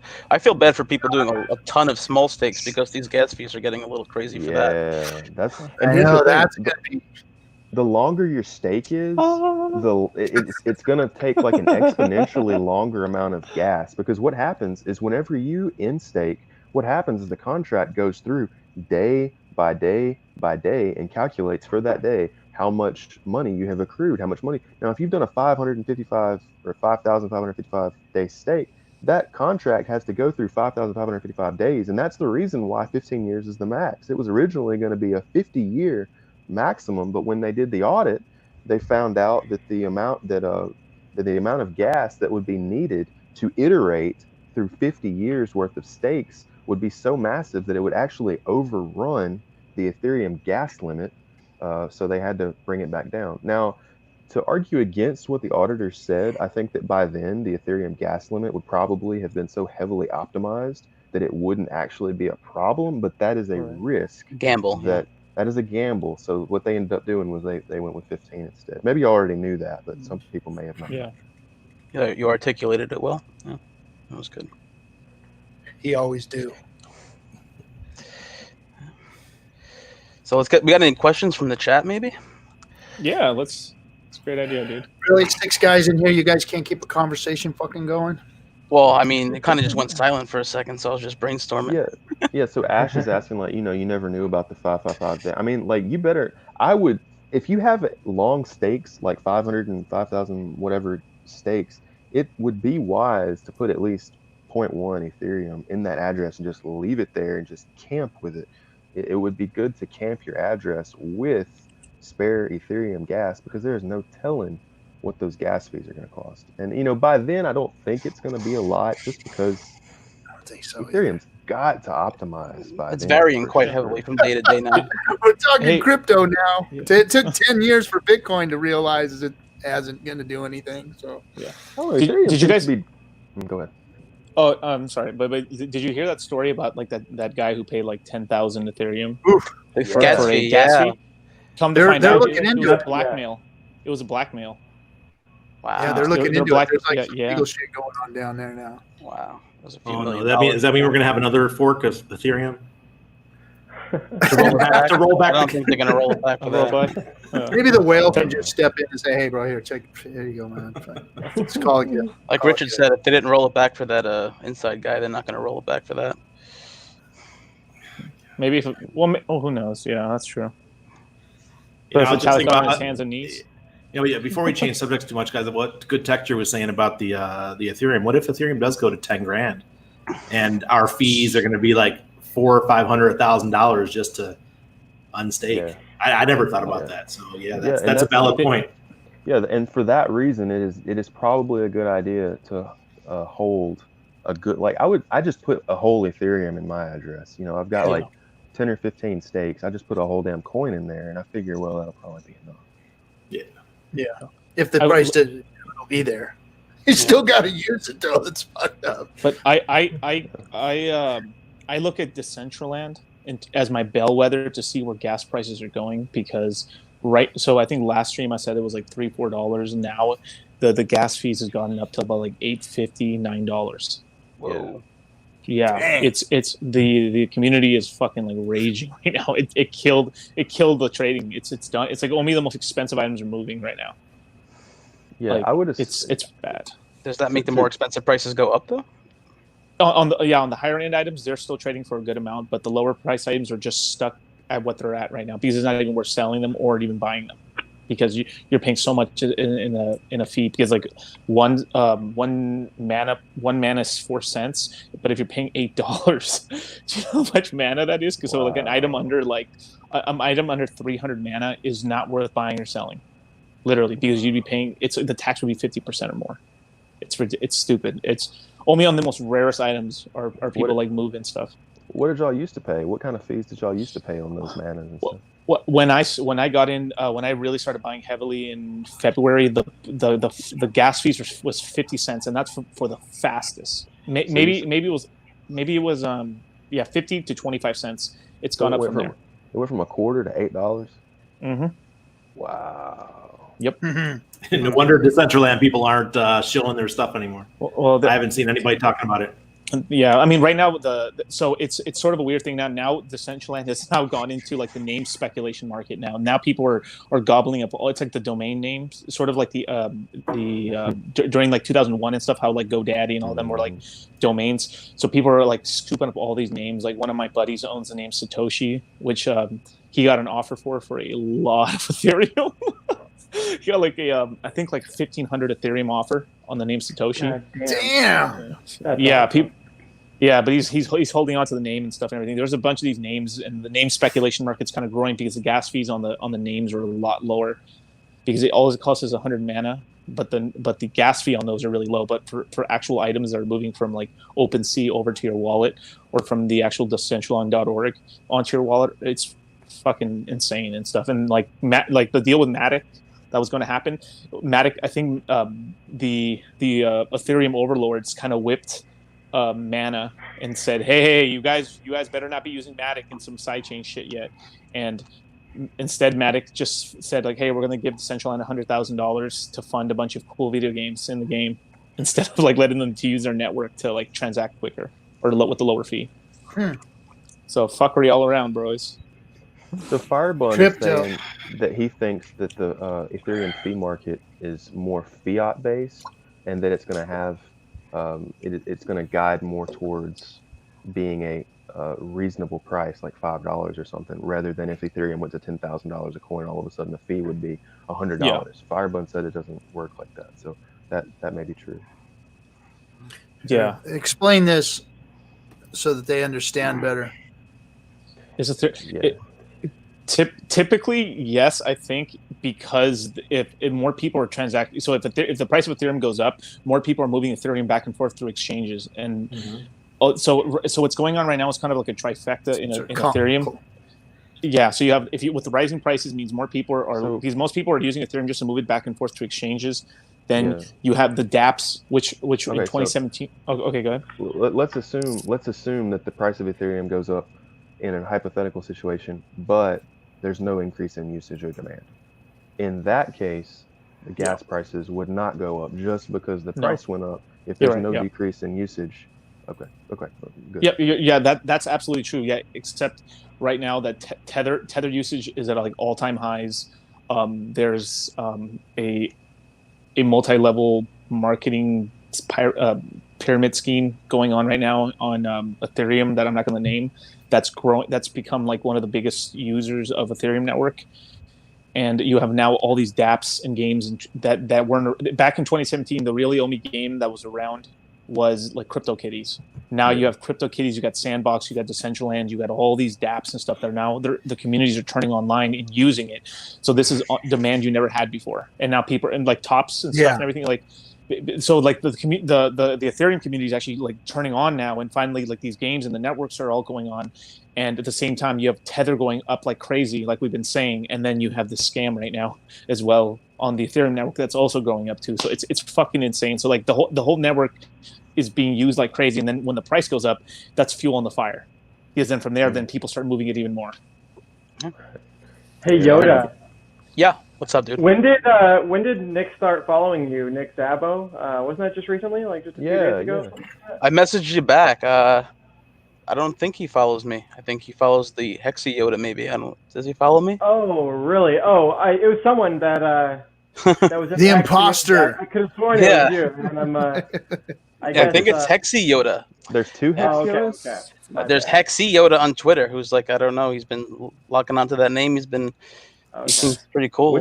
Which is the Cool one Yoda. with the really big blown up Yoda face with the hex in his eyes? That's him.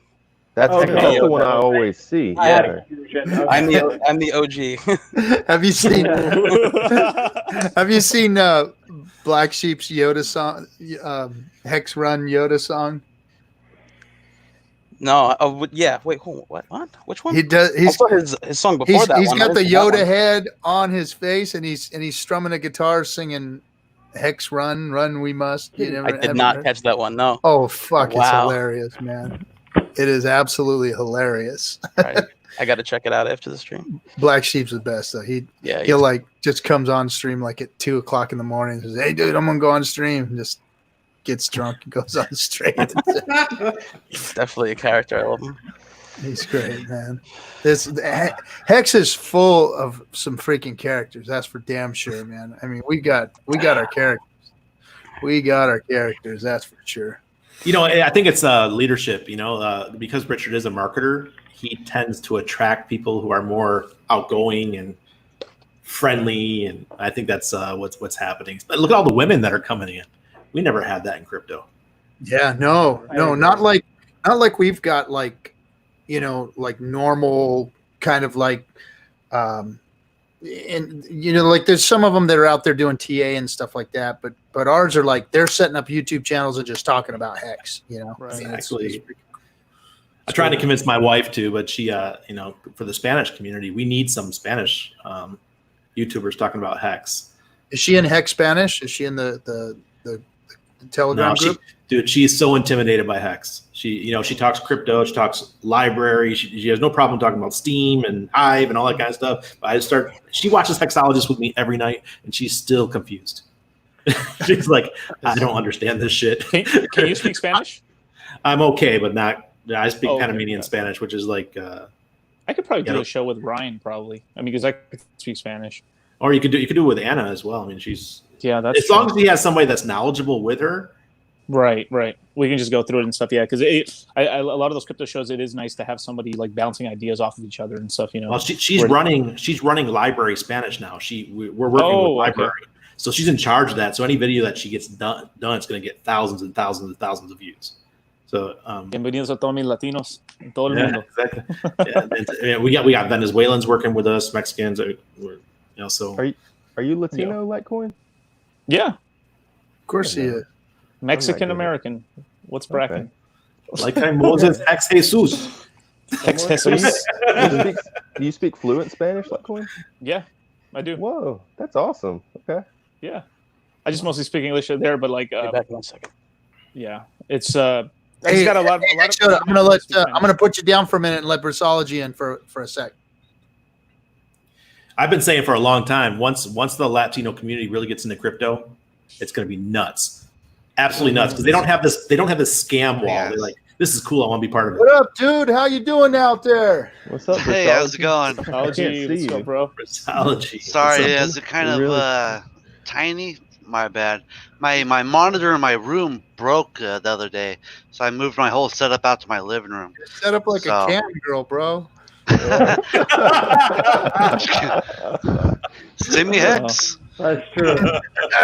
I was like halfway expecting to see you laying on the couch and shit. Like, hey guys, send me some Hex. Here you go. Some simp coins. Was it the last FN Hangout where I was saying that I wanted to make simp coin? Like, I believe got so it was. many DMs. Yeah. I got so many DMs where like, bro, you should make that coin so we could send simp coin to each other. Like, who was that? I forgot the one. Was it Annette? Annette, the one that interviewed Richard on that stream. What was? I forgot the name of her. What was her name? No. Leia. Oh yeah. Was it Leia? Leia. Yeah. Girl. Altcoin news. Altcoin buzz. Yeah. She's been like hanging in the community on Twitter too, like chatting with us and stuff. And she did a firebomb today on Twitter. She did something. She said that like you can't like you shouldn't marry a woman unless you can trust her with your private keys. And Twitter blew up. It was like, fuck no. Everybody from Litecoiners, Bitcoiners, like, nah, bro. I saw that she dropped that bomb. Not your keys, that's your crypto, ladies. Now you know what she's going after. She's trying to find those good keys. Yeah. That one gal was posting that. Not your key, or not your crypto, not your girlfriend, not your keys, not your girlfriend. What keys? What keys? What is crypto? I lost mine in a boating accident. I don't know what you're talking about. The house burned down. I memorized mine and then forgot. So what's up, Referrology? Not much. I actually wanted to come on here and defend my Bitcoin bags a little bit. Whoa. Hold on.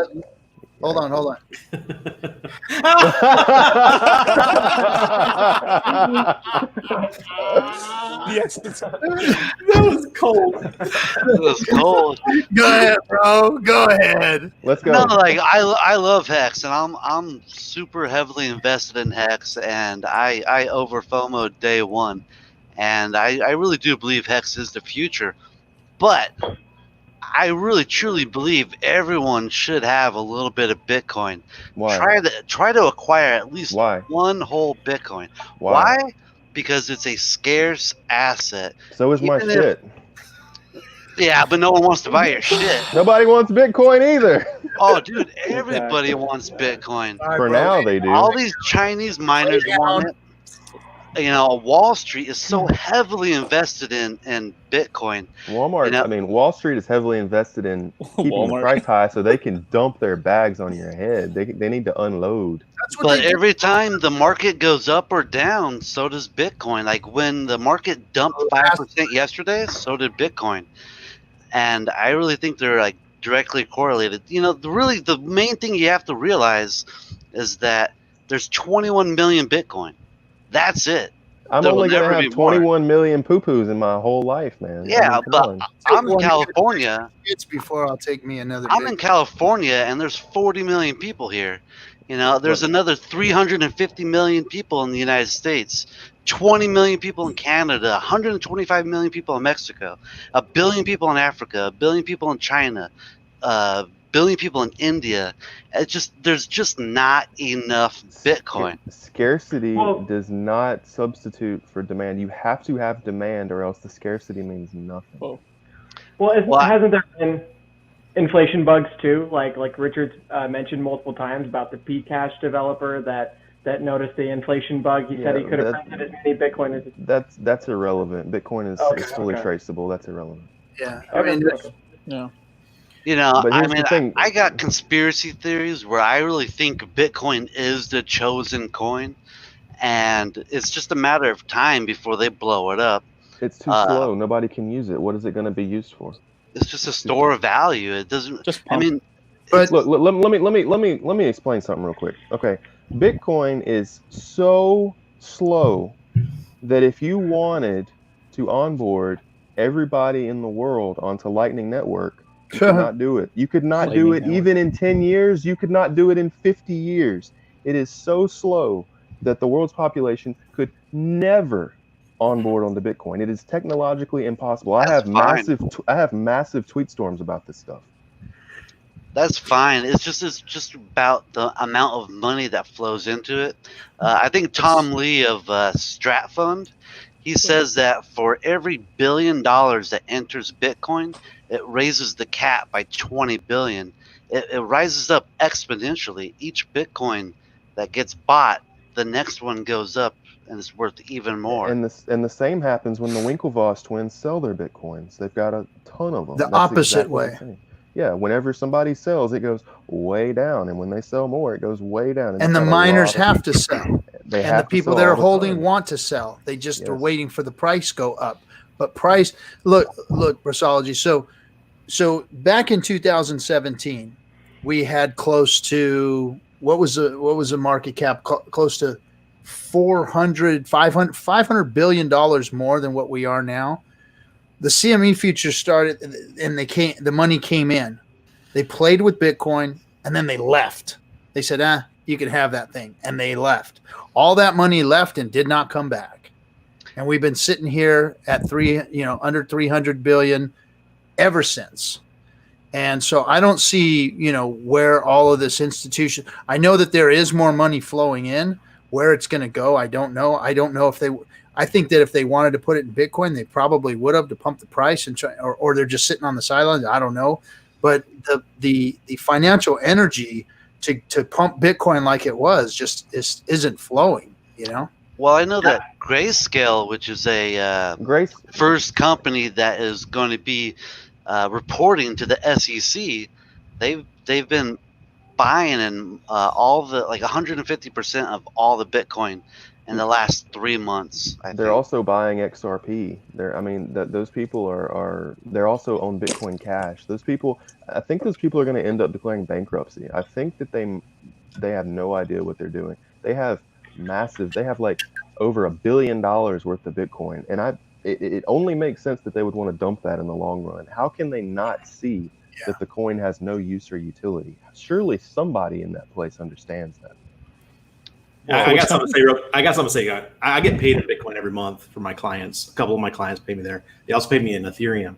My Bitcoin, I dump. My Ethereum, I put into Hex. So our mindsets are changing. I don't hate my Bitcoin. I still have almost 1 Bitcoin, but nothing compared to what I had back in 2015, 2016. Well, the number of people that are accepting Bitcoin as you are is not growing. You can look at the transaction graph of Bitcoin, and for years it has been flat.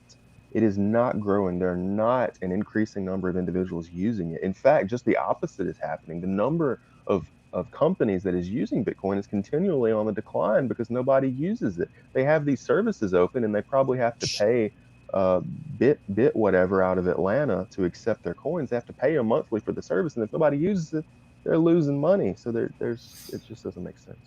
Yeah, I think it's just going to be a safe haven for people to put their money, really.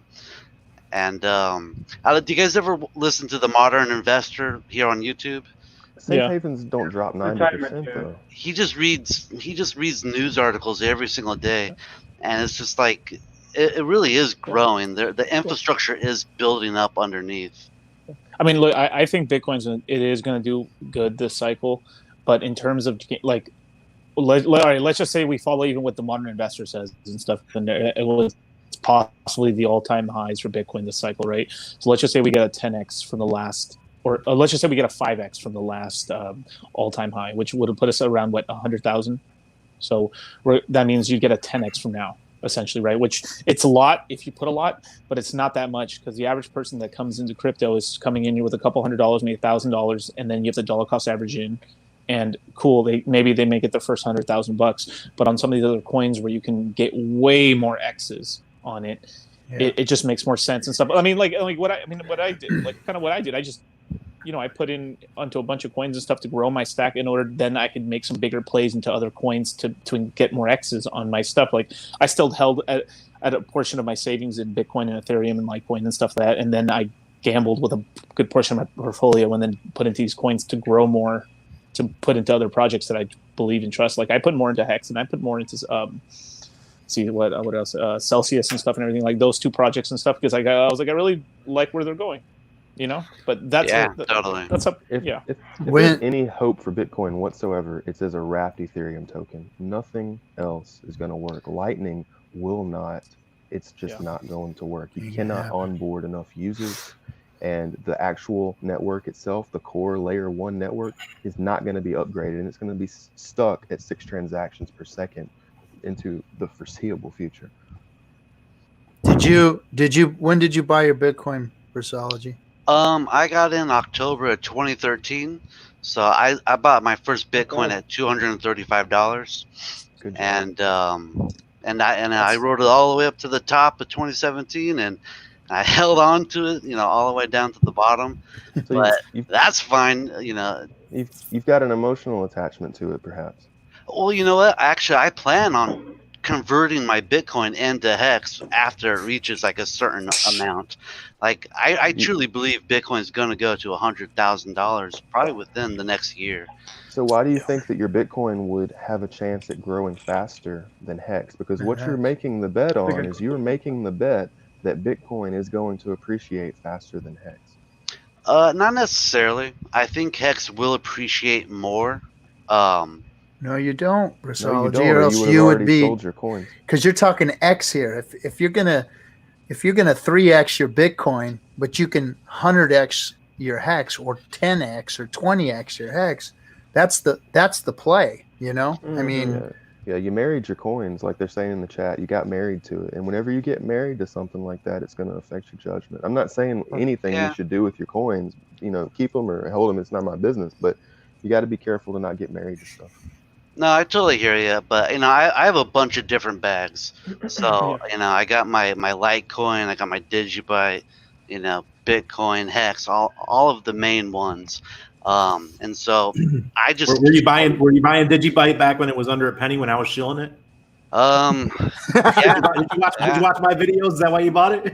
No, I've seen Digibyte for a long time, and then what's the price now on Digibyte? I think it's like 19 point. 19 cents? No.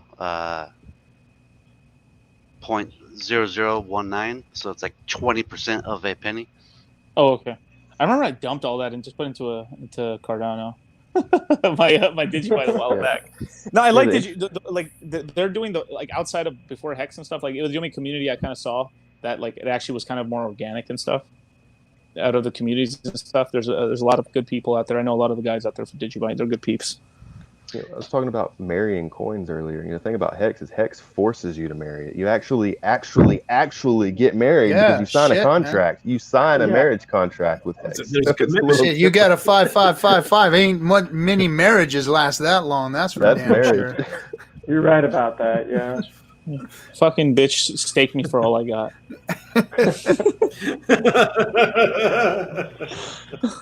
Well, yeah, you get a divorce. They might not be able to touch your 5555 because that's way out in the future. Well, you can't divorce those 4 5s. Those 4 5s. Once you get into that marriage contract, there's no going back for a while. Oh yeah, that's true. Where you drunk guy? In Southern California for Rexology, or are you up north where I'm in Orange County. Oh shit, you're right down the street from me then. Yeah. So I was actually gonna try and do it like a Hex meetup group around here. Yeah, let's go kick it, dude. Yeah, let's do it. You sure? I went on to meetup.com to do the whole like Hex group thing, but do they want like $100 for 6 months or something like that? I was like, yeah, shit. We'll just put it together on Twitter or something. Exactly. Just make a Telegram Hexicans of California. Fucking ICE will show up. Oh my god. Franklin made a great comment. He said that emergency intake is a divorce, and that's when she takes everything. Good point. Very good point. That is good. It's true. Well, that's when all the main wallet gets 50%, and then all the lovers get a little bit. All the lovers of Hex get a little bit. But what if I emergency stake at 50% and then I leave her for someone better? Ooh.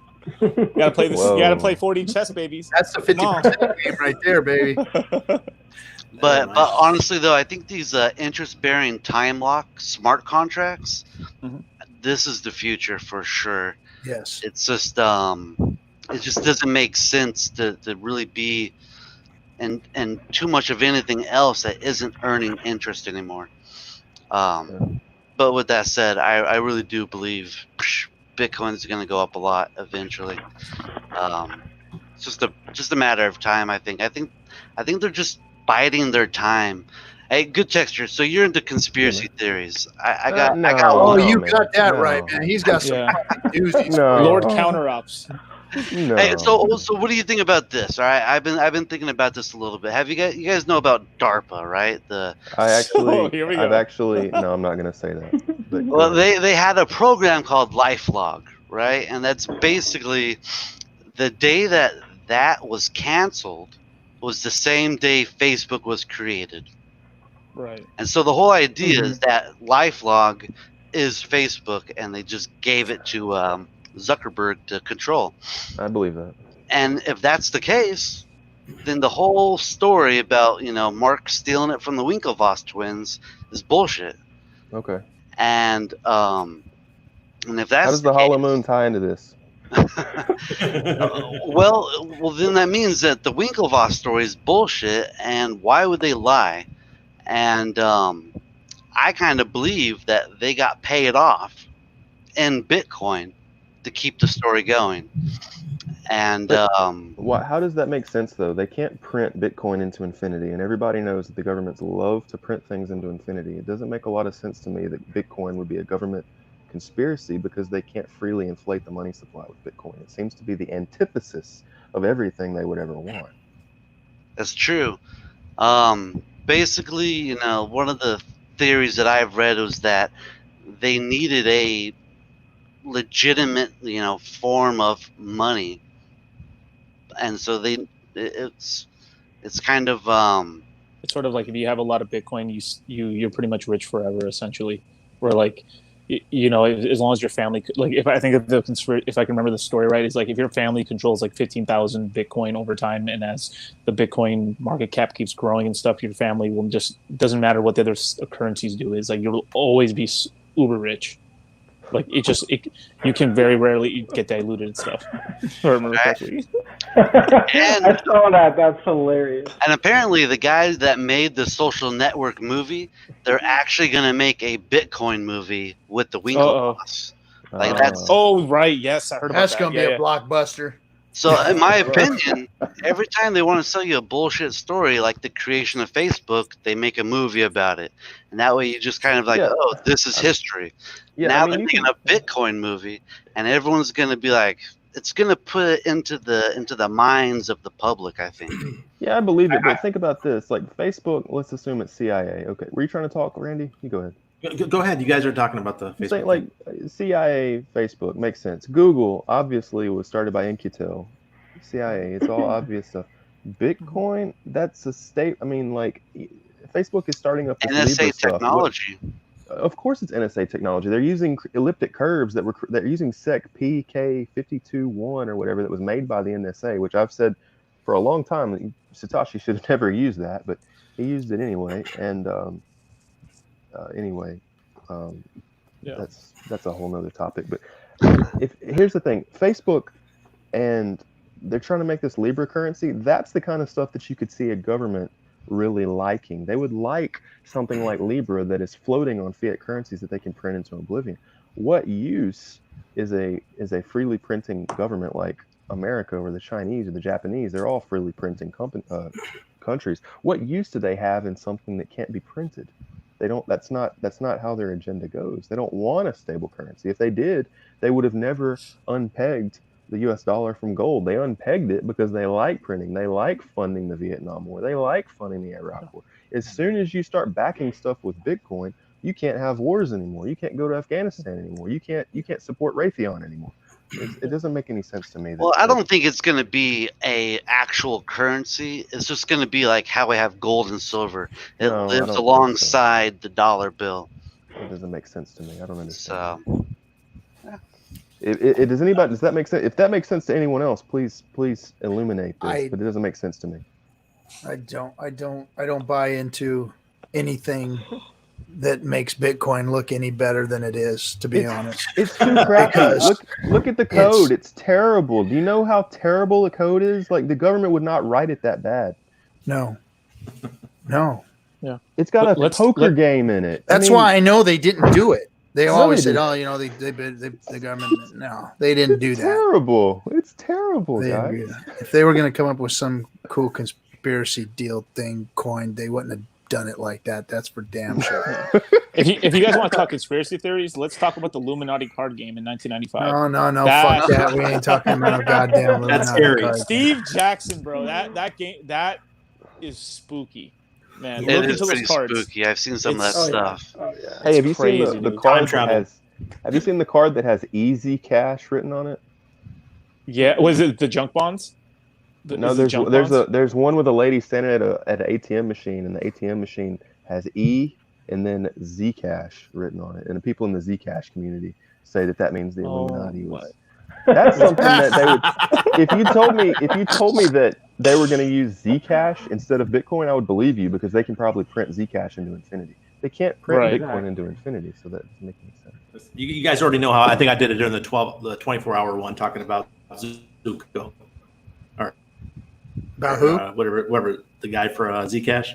Was Said Zuko? you still on the bus. Bryce The guy that Wilcox? founded Zcash. Bryce. Zuko. Oh, Bryce. No, Bryce. the Zuko guy. His The name's guy with the Z. Bryce. His name's Bryce. Dude, the guy talking, he sounds like these guys sound like government shills. When they talk, I'm like, oh my god, I can't handle this. Even my wife, she's right here right now, but she You was think making comments. Zuko's a government shill? He sounds like one. Not the way he talks, though. He was talking to this other guy, and I was just like, dude, you scare me. I'm never buying Zcash. I'm never. It was the day. It was right. It was 2 or 3 days after the Zcash launch. Was when I was sitting on the bus next to him.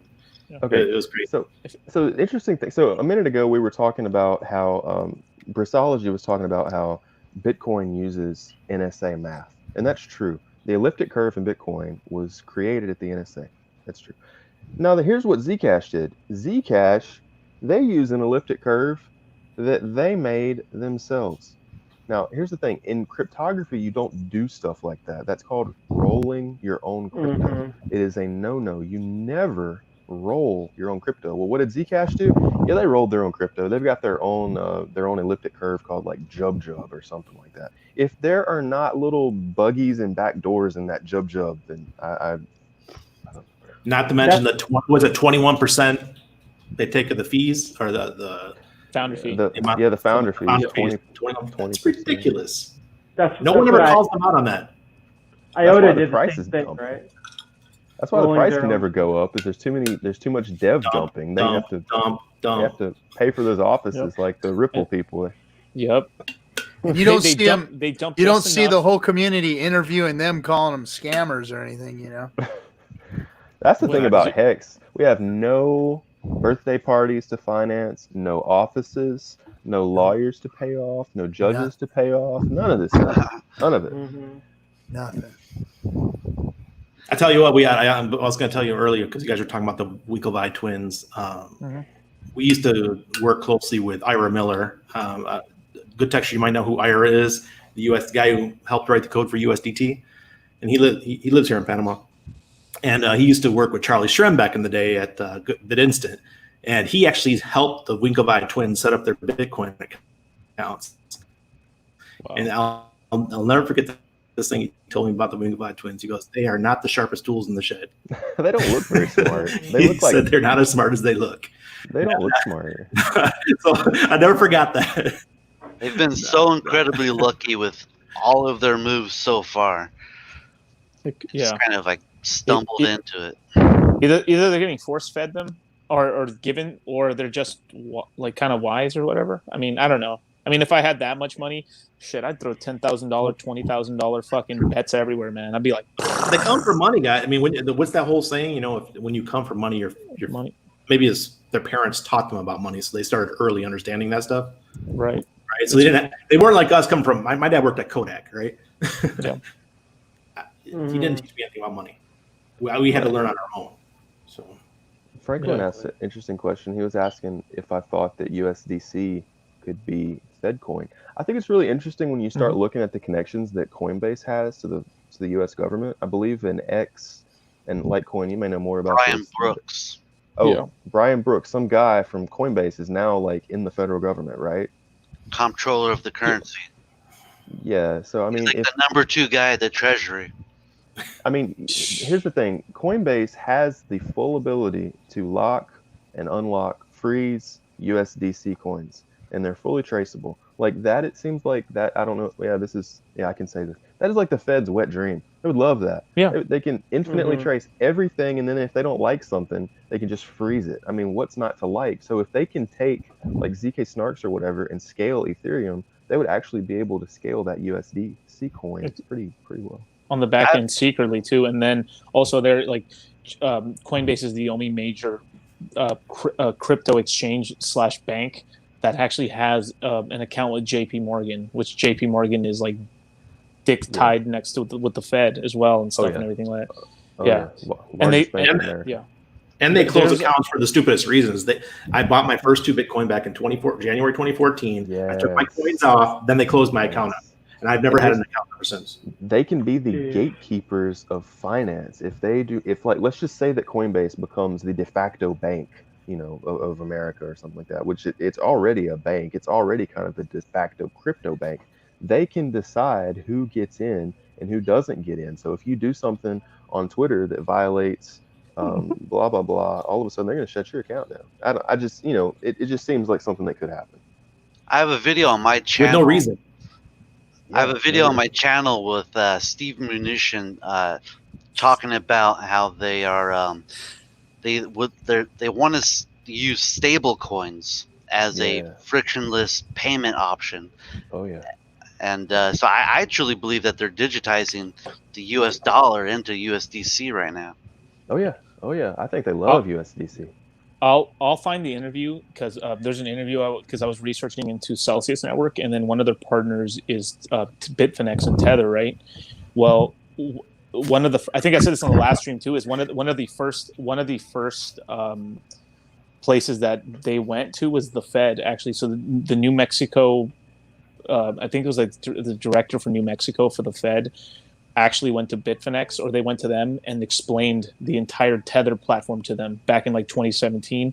And I think they were like, we fucking love it. They were like, we love it. This is amazing. Yeah, go for it. And they basically got they're like, the Fed loves USDT. And yeah, and I was like, wow. I wish, because they can control it, Right, obviously. They love it's dominated in dollar because they can control it. Exactly. Yeah. They can control it. And that's what they like, and that's why they gatekeep Coinbase, and they can control it, and it's just so they can get their tax money. That's all. They don't care if you're buying porn or steroids or whatever on the freaking internet. They could give a shit about that. They just want to make sure they're getting their goddamn tax money. That's what it really boils down to. Yeah, that's what Mousetrip just said. Tax and track everything. Yeah, global taxation. Global taxation. Yeah, they really don't care what you're purchasing. That whole thing is just bullshit. Yeah. Watching where you're going, they want tax money, baby. Yeah. Do you want to know how? If here's a conspiracy theories, if you want to, how the United States could actually get out of debt, because this is what, if I remember correctly, this is what happened in World War II, was they let everybody go to war. Eventually, because we owe money to just about every country on the planet, right?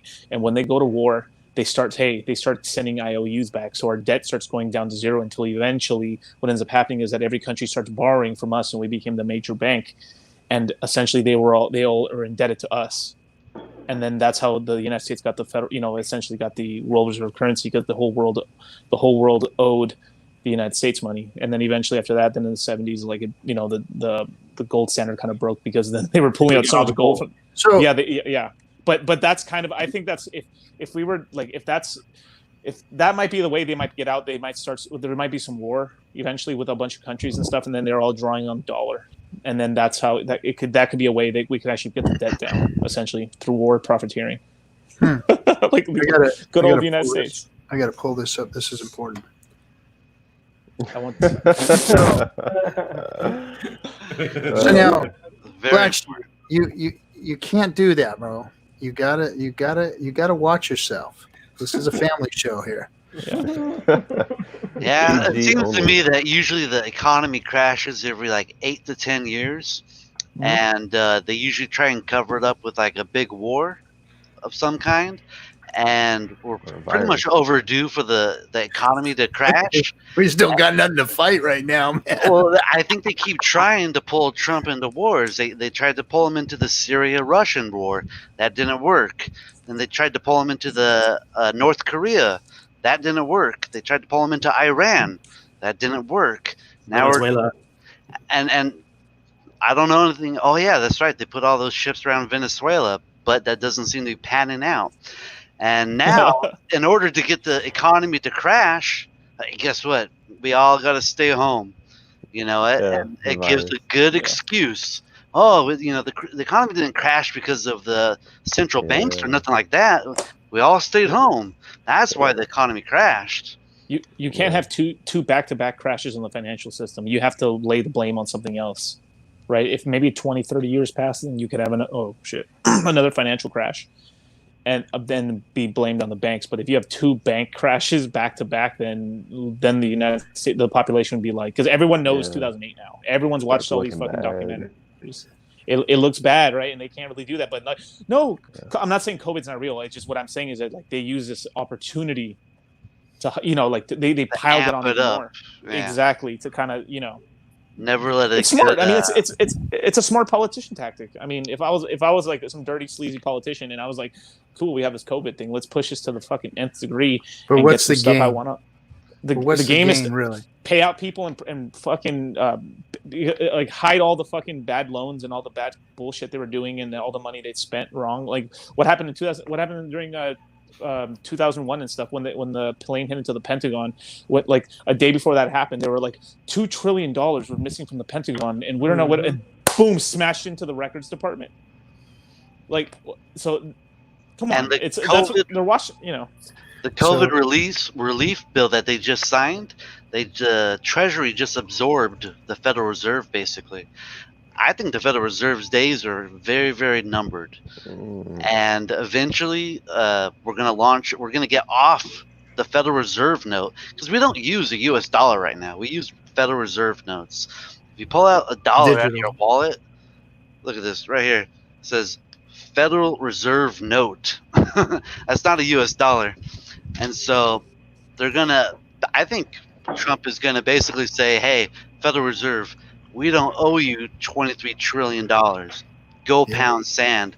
And then he's going to launch a new US dollar backed by, I believe, gold, precious metals, and even cryptos maybe. I think that false hope is the greatest weapon to use against. I think false hope is the greatest weapon that can be used against people who would otherwise be woke. I don't think that this is going to end well for us all. I think that red pill stuck in your throat, Brissology. Maybe. Bro, have you seen the Illuminati card, like conspiracy theorists? Like we often make fun of this group, but in those crazy ideas, there's actually some really good ideas in there that we take from them. Well, there's always good shit in the conspiracy world. There's always some good shit and sprinkled truth into there. I mean, it's just that it's like that. If I told you 6 months ago that we were going to cancel all sports, we were all going to just stay home voluntarily, you guys would be like, all right, that's a crazy ass conspiracy. There's no way they're going to cancel the NBA, the NFL, soccer, and just everything. All movies, no more movies. Like, that sounds way crazier. But that wasn't a conspiracy. Tinder's wrecked. I mean, come on. Yeah, my freaking dating apps are freaking out the window. They don't even want to meet me anymore. Only house no COVID. There was a video. I just shared a video on Library earlier. A bunch of not Panamanian prostitutes, or girls from other countries. It's legal here, so don't worry. They made a video today complaining, saying, "Look, this lockdown needs to end because we need to get back to work, so we can support our families." And they're all dancing and they're hitting pots and pans. I put it on Library. I put it on my Facebook. It's hysterical. That's freaking great, man. That's great. Yeah. The hookers are hookers. Prostitutes got to get back to work too. We got to get back to work. Nice. That's funny. Because we're still back on lockdown. They took us off lockdown for 4 days, then they put us right back on because the cases started rising again, supposedly. So, no problem, Mousetrip. What else we got going on? Anyways, if there's someone else that wants to get on here, I don't mind hopping off. Right on, Brissology. Dude, we got to hook up, dude. You surf? Yeah.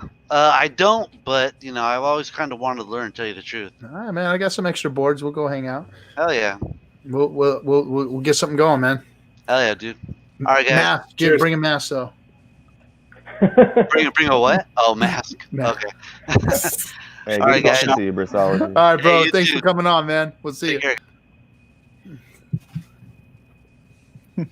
Yoda, you still out there? You can come back in. He said he was heading out. Oh, okay. I hope I wasn't too mean. I'm feeling kind of fiery today. You're always that way, dude. Nah. That's why you're the enforcer. You're the freaking sheriff, man. My fucking sergeant. I got no problem. Look, I'm not going to sell all my Bitcoin. I want to keep some. Right. I'm not going to put everything into Hex. I learned my lesson in the past. I'm not putting everything in one basket again. Even though I love Hex, I'm still not putting everything in one basket. You don't have to defend it. You don't have to get defensive. Everybody knows that you need to diversify, and what I find funny is is that you can sit there and say, well, I think that it's a store of value or stable, and when you start saying all those things, they're just so contradictory to crypto. Period. I mean, why would you even say stuff like that? I mean, like gold. Like, no, it's not like gold. Gold is like gold. It's not like gold. So I mean, all of these labels that they've given, Bitcoin, and they've sold this to everybody, and everybody who has a bag feels that way about it. You have to have some opium still, or else, you ain't gonna get high no more. You got to still get high a little bit. I'll be back in just a minute. So I get it. I get it. If I had a bag of them, I'd want to. I mean, I got a little bit of Bitcoin, but I don't have anything that's significant. Like I'm like, but that's his 10th beer. When people say, Randy, are you diversified? Yeah, diversified in crypto. Yeah, I don't very diversified in crypto. I have a little bit of silver. I'm diversified, guys. I mean, silver hasn't done shit in fucking 12 fucking years. 2011 was the last time. Yo, I will never buy silver again because I had 50 pounds of it one time. I will never. Junk. Yep. No, it was the gold 5 ounce. No, sorry, it was the silver ATBs, Eagles. America the Beautiful, the big 5 ounce ones. No. And I just had it was like 10 grand worth of silver, right? But 10 grand worth of silver is freaking heavy. Yeah, it's a lot of weight, dude. It's unbelievable. So when I first came to Panama, I was selling gold and silver as my first. I'm a gold and silver guy, and I've been doing it since I was a kid, right? And I had this client come down from Costa Rica, and he wanted $33,000 worth of silver. And this guy, at the time, he was late 60s, and I was in my 30s at the time. I'm having to carry my huge satchel. It was this canvas satchel filled with silver. I had to take him down to the taxi. I could barely walk. Yeah, it was so heavy. That's like 90 pounds. It's crazy. Like if you want 90, if you want at the time, because at the time. Yeah, it's like if you wanted that equivalent value in gold. It's like if you wanted that equivalent value in gold, it would fit in your hand easily. Yeah. What else we have popping in here? Oh, let's see. I like those Indian buffalo coins, the gold, the 24 karat gold. Nice. You like those? Yeah, I like those. I had a couple. I had some. I still have.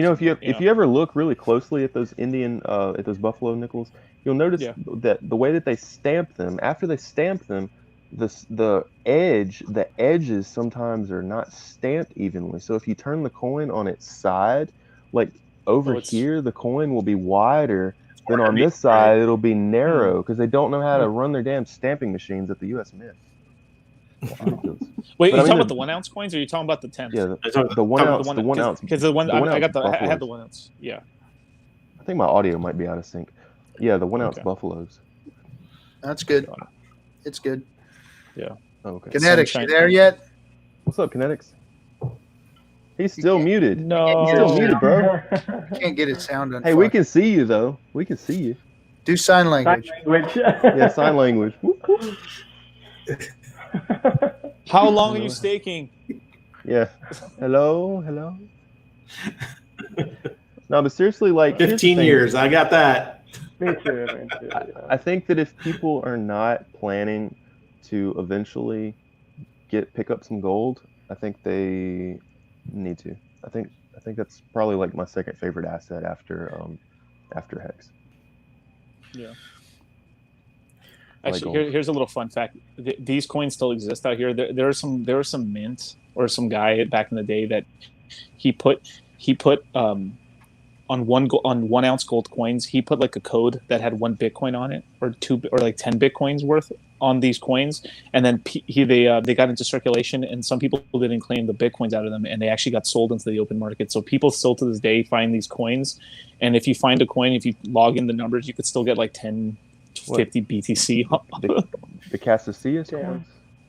Or I think yeah, if I remember correctly, but it has the whole private key in the back or something like that. Yeah, it's like there. So it's like under a little hologram.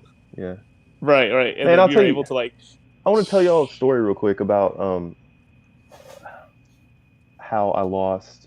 Well, I don't know. I was telling y'all one time about how I had a whole bunch of these Bitcoin miners and stuff. Like I had just tons of them. Like I was debating whether I should run them off my stove and all this kind of stuff. And that was also a really pivotal time in my life, because I had gotten with this girl previously, and we were together and everything, and had a relationship and all that. And I got so just enthralled with this Bitcoin thing. Like I was spending all of my waking hours tuning these miners, that eventually she left. She left because I just wasn't paying attention to her anymore, and all I was doing was Bitcoin. So she got ticked off and left. Yeah. That's what they do. That's what they do. Yeah, didn't give enough attention, man. Just and then what happens is years later, she would drunk call me all the time, because she knew I was in Bitcoin, right? She knew it, and she would drunk call me. Oh yeah, how you doing? Well, hey, do you want to talk about silver? Oh, anyway, hey, what about these Bitcoin? Oh my god. That was funny. Okay. Anyway, I don't think I got lucky with Annabelle, just because we really struggled the first couple of years of our business. We have a social media marketing business, and then when crypto came along, I think our first client was Arcade City, and we did the Arcade City ICO, and we made a lot of money with that. I think we made like 2,000 Ethereum. That's what they paid us to do the marketing for that project. So it was really, once we started seeing the money come in, then she's like, oh shit, this crypto stuff's really good. And, she's been learning with me ever since. So it depends on who you get with, I guess. If they work alongside you, it's a little bit different than getting somebody who's just there to milk you. Right. So I had no worries with my wife when it comes to the crypto, but I'm still trying to get her to learn the hex. It's just mine has no clue. What does she not understand about it? What part of hex intimidates her? Because Bitcoin is transactional, right? I send this amount here and it's worth this much. Hex has got so many things in between, with the deposits and the unstakes and the interest, and big payday, and all these things. So there's so much more to learn for her to start. She won't feel comfortable until she knows how to explain it to other people. Well, I guess at its core, Hex is just a dumb token. If you don't have to do any staking. You just hold it like a dumb token. Sure. Kinetics, you there? Yeah, can you hear me now? Oh shit! You You have a voice. My home office is trying to connect through this thing. That's why. So I'm curious. You guys are gold and silver bugs. What do you guys think? Well, definitely not salty balls up there. But I'm curious about what you guys think of numismatics. No. Never. Don't touch them. Unless not even with the tax benefits and being able to leverage them into bullion later. No, unless it is your hobby and it makes you genuinely happy and you love it. If that's the case, then buy all the numismatics you want. But if you want it just for the monetary investment, I would say no, because you're gonna have a hard time dumping that stuff. Well, and it's gonna take you 20 years to be worth what you paid for its speculative value anyway. Look, if you buy something, go ahead. I do have an argument against that, though. Okay. It's a pretty damn good one. No. This is what cut down a little bit on me, Randy. Chinese pandas. Am I? Okay, Chinese pandas. All I heard was like Chinese pandas. I heard Chinese panda. Hey, those are pretty too. Those are nice. Those are pretty. Yeah, I only buy Chinese pandas, and the reason is because the silver 1 ounces. The reason is because they hold a partial numismatic value because their mint amount is so low. And for example, the 2008s. We bought a whole bunch in 2008, right before the collapse. And those are worth like 75, 80 bucks each right now. But the silver value is only about 20 bucks. So that's a partial numismatic, right? It's based on low minting, cool coin. People like them. They're desirable. Every year there's a new coin, new design. But you didn't pay a lot for back in 2008 or when you bought it. You didn't pay a lot over spot for that. No. I think what was silver at the time? Silver must have been about 15. I'm guessing 14, 15 bucks right after the collapse. But now it went down a little bit too, right? Oh, it went down to like $8 bucks. Yeah. Now that doesn't work with a 2020 Panda because didn't they skyrocket the mintages? I have not paid attention to the new mints. The newest ones we have are 2014. Okay, so after right around 2014, I would say probably 20 right in there is when they skyrocketed the mintages. Well, I have some 2017 and 2018 Pandas, and it's a 30,000 run, so it's not super high mintage.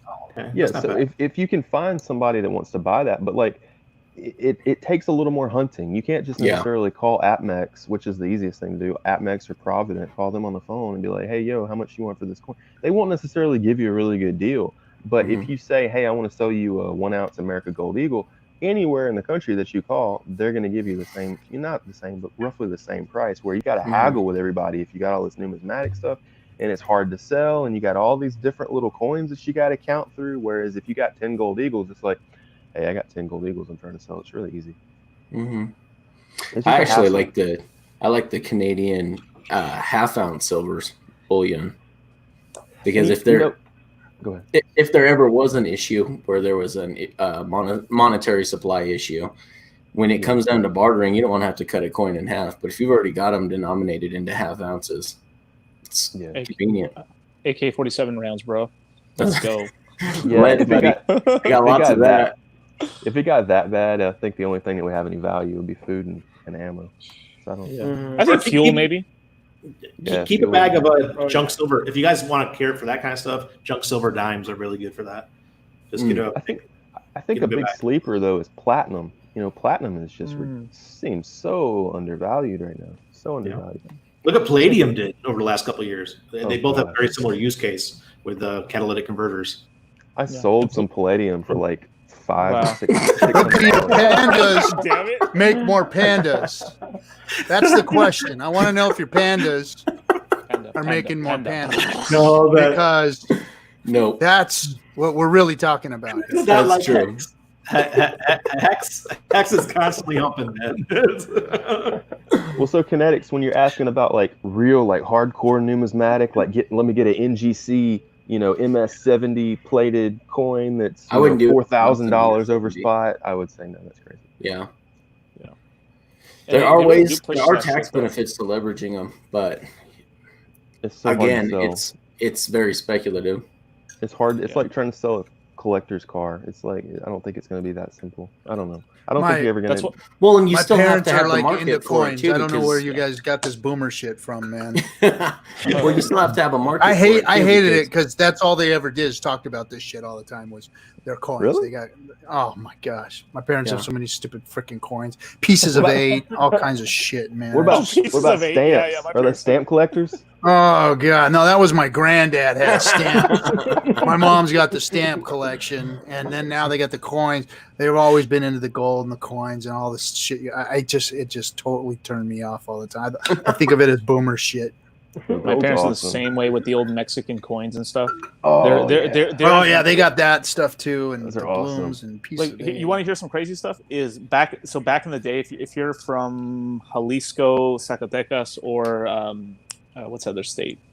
Guerrero, I think. There were a bunch of silver and gold mines in that area back in the day, right? So during the 1930s, and basically the churches. If you look at the churches around that area and stuff, they are gold filled. I mean, it's insane. You walk into the churches look normal outside, right? You go inside, they're like marble floors. I mean, gold and everything, chalices and stuff. It's because they donated a bunch of money to that, right? Well, a lot of the people back then in these villages would make all this money in pesos, right? But the pesos were actually golden pesos and silver pesos.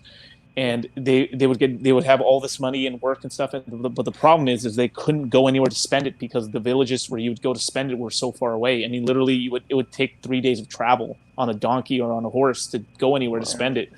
So all the I would say my great grandfathers and like grandfathers and stuff would have satchels of gold and silver, and a lot of the times for some reason everyone just hated their fucking kids, and they said fuck them, and then what they would do is they'd bury their gold everywhere. So in all these old ranch houses and stuff, there is gold all over Mexico, everywhere buried in the ground. Yeah, hey, Brand, tons of it. You're creeping me out, sitting there in the dark drinking, man. Hey, I'm gonna bring Ben in because he's here. Cool, sounds good seeing you guys. Yep. Love you, bro. Hey, Thanks for coming on, man. Love you too, guys. Yep. Thanks, you rock. We got somebody new that we haven't seen before, Who? I'm gonna bring him on. Who is it? He could be somebody else. He's just under a different name right now. We just have never seen his face. GT sounds like he wants to swipe. Here he is, our new man, Ben. What's up, man? Ben? What's going on, Hexicans? How you guys doing? Well, good, man.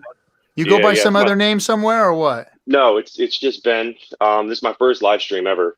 But I've been a Hex since the beginning. I'm nervous, a little bit. Jerry. It's all good, Jerry. So what's your price prediction? What's going to happen in 2020?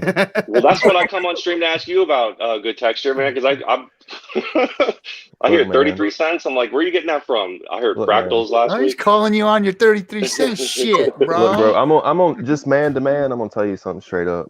Go ahead, hook it up. That 33 cent prediction is low. I can see it. It's crazy. You heard it here, folks. You heard it here. Discourse Syndicate. 33 is low. I got 28 cents. Yeah, you guys must not have been paying attention to the rocket to the heart. I mean, that says it all. Look, we got some. I'm just gonna tell you straight up. There's some surprises coming, and this is gonna be the craziest thing that I think that we have seen in crypto. It is gonna be unbelievable. I really believe it. No, fully agreed. I'll be right back in 1 second.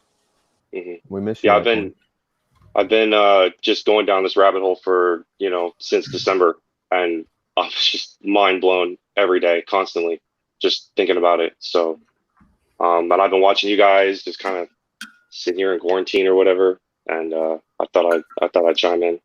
Are you on Twitter? I thought Brian said, I think it was Brian to say in the chat earlier, you're saying something about we need adoption with Hex. What the fuck are you guys talking about? I've never seen this much adoption happen so quickly in crypto. And I've been part of over 40 teams in crypto. I've wished this would happen with projects I've worked with in the past. This is crazy. This is going to grow exponentially. It's really quick. Well, the nice thing is it plays off of wallet technology based on the browser extension that so many other cryptos have used before us. So I think there's an opportunity for a lot of crypto space users to jump in because they've already got the wallet for it. But I really don't think that's where the massive adoption is going to come from. I think there's going to be a lot of no coiners that come into this space. Yeah. Every day as people see those gains, I'm getting more and more people that I've talked to at the beginning that are starting to get more and more interested. So what is it that I need to do to get in? Right. And then it comes up to I just don't know if I want to learn that new technology. I'm like, it's really, really simple. And they're like, start a fund, man, and we'll invest in it. I'm like, no. I want nothing to do with that. That's what everybody says. Everybody be trying to give me their money and be like, look, you just take it for me. And Yeah. Like, I do not want that liability. Your keys, your crypto. Like, that's totally the opposite of what this whole space is about. People be giving me their money, and I'm like, man, golly, I want y'all to learn how to do it. Yeah, exactly. They have to, because I'm not managing anybody's finances. I've got some people in their like 60s who are coming in because it's a CD. They get a CD. They understand it. So, but you know what? Trust Wallet.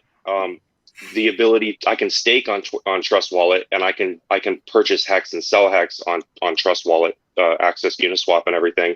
And when that functionality came on board, that's when I could start onboarding people and show them in real time, without a laptop, So are you on Apple or Android?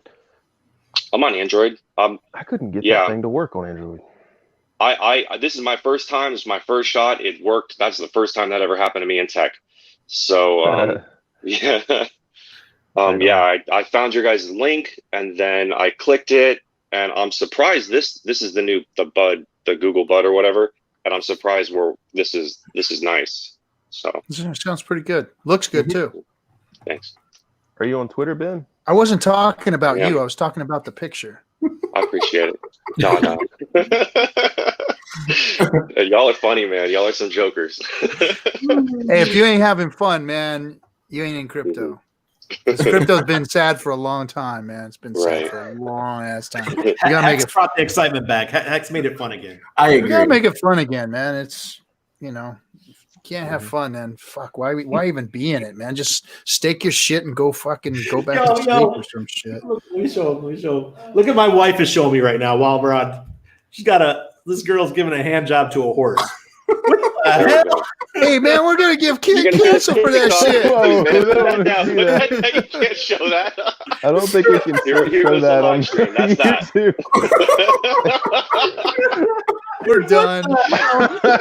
I knew it was going to happen eventually. It was fun, guys. Well, fun, but not too it's much been good, fun. y'all.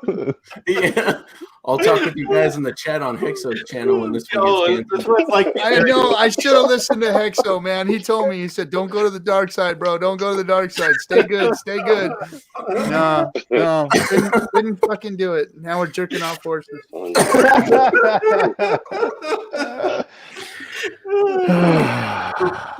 What's your wife doing looking at that shit? I have no idea, man. Damn, Randy, you set up, bro. You see Mousetrip's comment? That's girl code for in the stream, Randy. What's that? What do you say? He says that's girl code for in the stream, Randy. yeah, exactly. Very soon, a few more minutes. Man, yay, but married to a Latina. Hell, Black Sheep said. Oh yeah. Oh man. There's a lot of comments here to scroll through. I'm not getting to any. I'm not getting to all of them. I think. Oh, there's all kinds of stuff in here. There's questions. Repost them because I think. By the way, thanks for everybody coming into the chat, man, and hanging out. Thumbs up, guys. Thanks for we don't say it often enough. Like, comment, subscribe, smash the like button, blah blah blah blah blah blah blah blah blah. Do it, whatever. Subscribe. Give me some subscribers so that we can get to 1,000, so I can get like crazy uncle on here and hang out and do some weird shit. Real weird shit. He'd have fun on here. I'll bet he would. So good texture. Hey. You said something about fractals, and I don't know. I thought you were. I don't know if you're joking. I was wondering if you were gonna lay that out, or if you already had somewhere, or it's just kind of. No, not laying it out yet. I got you. Okay. No. Appreciate you asking though, but what the hell there's a lot of stuff in there. I just kind of. I like to keep some stuff of. I don't know. I just like to not talk about everything, I guess. He won't say it, but he's talking about fractals of EOS. We'll get him. We'll get him back out. We'll get it. We'll get it out eventually. It's EOS fractals. Wax. If we're talking about EOS, Wax is starting to turn on a little bit in terms of just getting like NFT wearables and stuff like tops and stuff. That market's starting to get hot now. What are we talking about, Litecoin? Oh, you said EOS fractals. So I thought you guys were talking about EOS. I heard you talk about bikinis. You said something about a bikini, a wax bikini? Wax. Oh, yeah. Wax bikinis, baby. Yeah, all over Panama. So, Ben, are hot. So let the community get to know a little bit about you. You said you've been in since December. How long you been floating around crypto? What's your story? Yeah, about 2.5 years in crypto. Just like mid 2017. I threw about $2,000 in there, and I didn't know anything about markets. I didn't know anything about finance. It just dawned on me that this wasn't going away, and I should be a part of it. And then I wrote it up. I turned $2,000 into $20,000, and then watched it. I didn't sell. Because I didn't know. You became religious. You adopted a new religion. Yeah, I just had no real. I got started. I was like, how do I research this? How do I understand what it is? How do I wrap my mind? Who's an authority here? And I found a website. I found a YouTube channel, Tommy World Power, And he had put out a video on how to do like basic research into this. And what I just did was found all the cheapest coins and put a hedge $100 on each one. And, you know, some of those popped off. And from there, I started to listen to Andreas Antonopoulos. I saw Richard Hart, you know, a little bit later on, I think in the Roger Ver debate. But Antonopoulos really helped me out. I understood, you know, trustless promises on the internet, censorship resistance, decentralization. So when I saw Hex, I was like, this is a real project. This is done. You know, I think Richard Hart, Satoshi Nakamoto, the whole crypto space. That's what I think he did. He did everything that Satoshi Nakamoto did. And that's man, it's gonna be crazy. I know. Yeah. What else you got? Any other questions? Did I answer that right? Do you have a couple of dildos up against the wall or something? Because there's like shadows back there that look. Yeah, that's my BBC right there. Oh my god. No, it's just a jacket. Oh, okay. Everyone calm down. Looking, you know, everyone calm down. Oh man, you seem to know your stuff, Ben. You're educated. Yeah. I've been thinking about it for a long time, and I don't know anybody like my friends, my family. They're all like, yeah.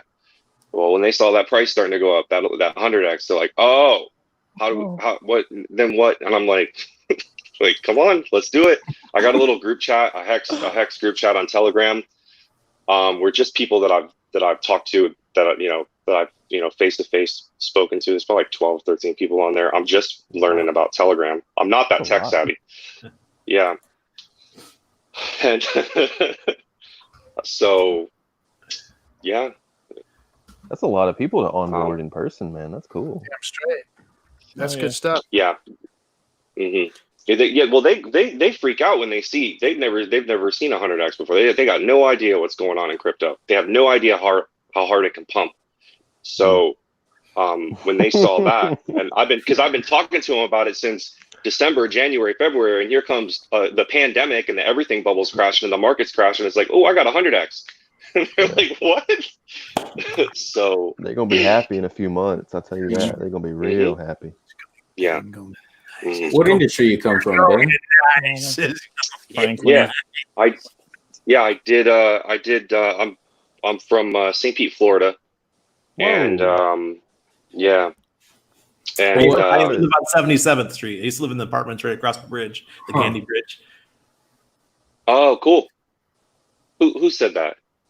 Randy. Yeah. Randy. I was working at Tampa General. I'm a nurse. I'm a former nurse. I worked at Tampa General. Cool. I used to make the drive every freaking day across the Gandy. He's like, oh, cool. Oh, yeah. Them are some slums. No. Pretty much they are. I was poor back then, guys. Right. Yeah, I was in the Navy. I was in the Navy for about 5.5 years. I got out in about 2012 and just messed around for a couple years, and eventually I went to barber school and became a barber. Nice. You a duck or 2 years? Oh, what? You a duck or a squid? I mean, in the Navy. Oh, I think you're asking if I've Were you on land or were you on sea? A wog. Oh, no, I did 3 years. I did 3 years on a ship in Japan, and I did 2 years on shore duty in England, and then I got out.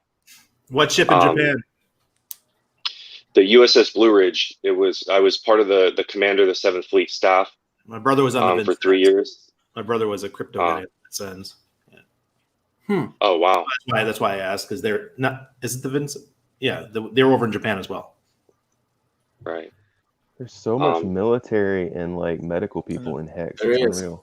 Yeah. Not a Navy, not a Marines. Navy. It's unbelievable. I was stationed at Okinawa on Camp Schwab over there.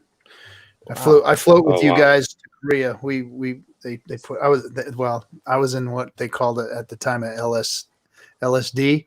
It was a flat bottom. Ogden. I think it's freaking scrap metal now. They got rid of it a long time ago. Right. But yeah, we floated over to Korea from there, from Japan, with you guys. You guys should get Franklin St. Hex on here, man. Absolutely. We had Franklin on before. Did? Oh, right. He was on last week. Yeah. He was on the 24-hour with me as well. Yeah, because I might have to jet out here in like 5 minutes. All right, bro. Are you saying we should bring another person of color on the stream? Yes, please. With everything that's going on in the world. The one brown guy at the top right here, just like that.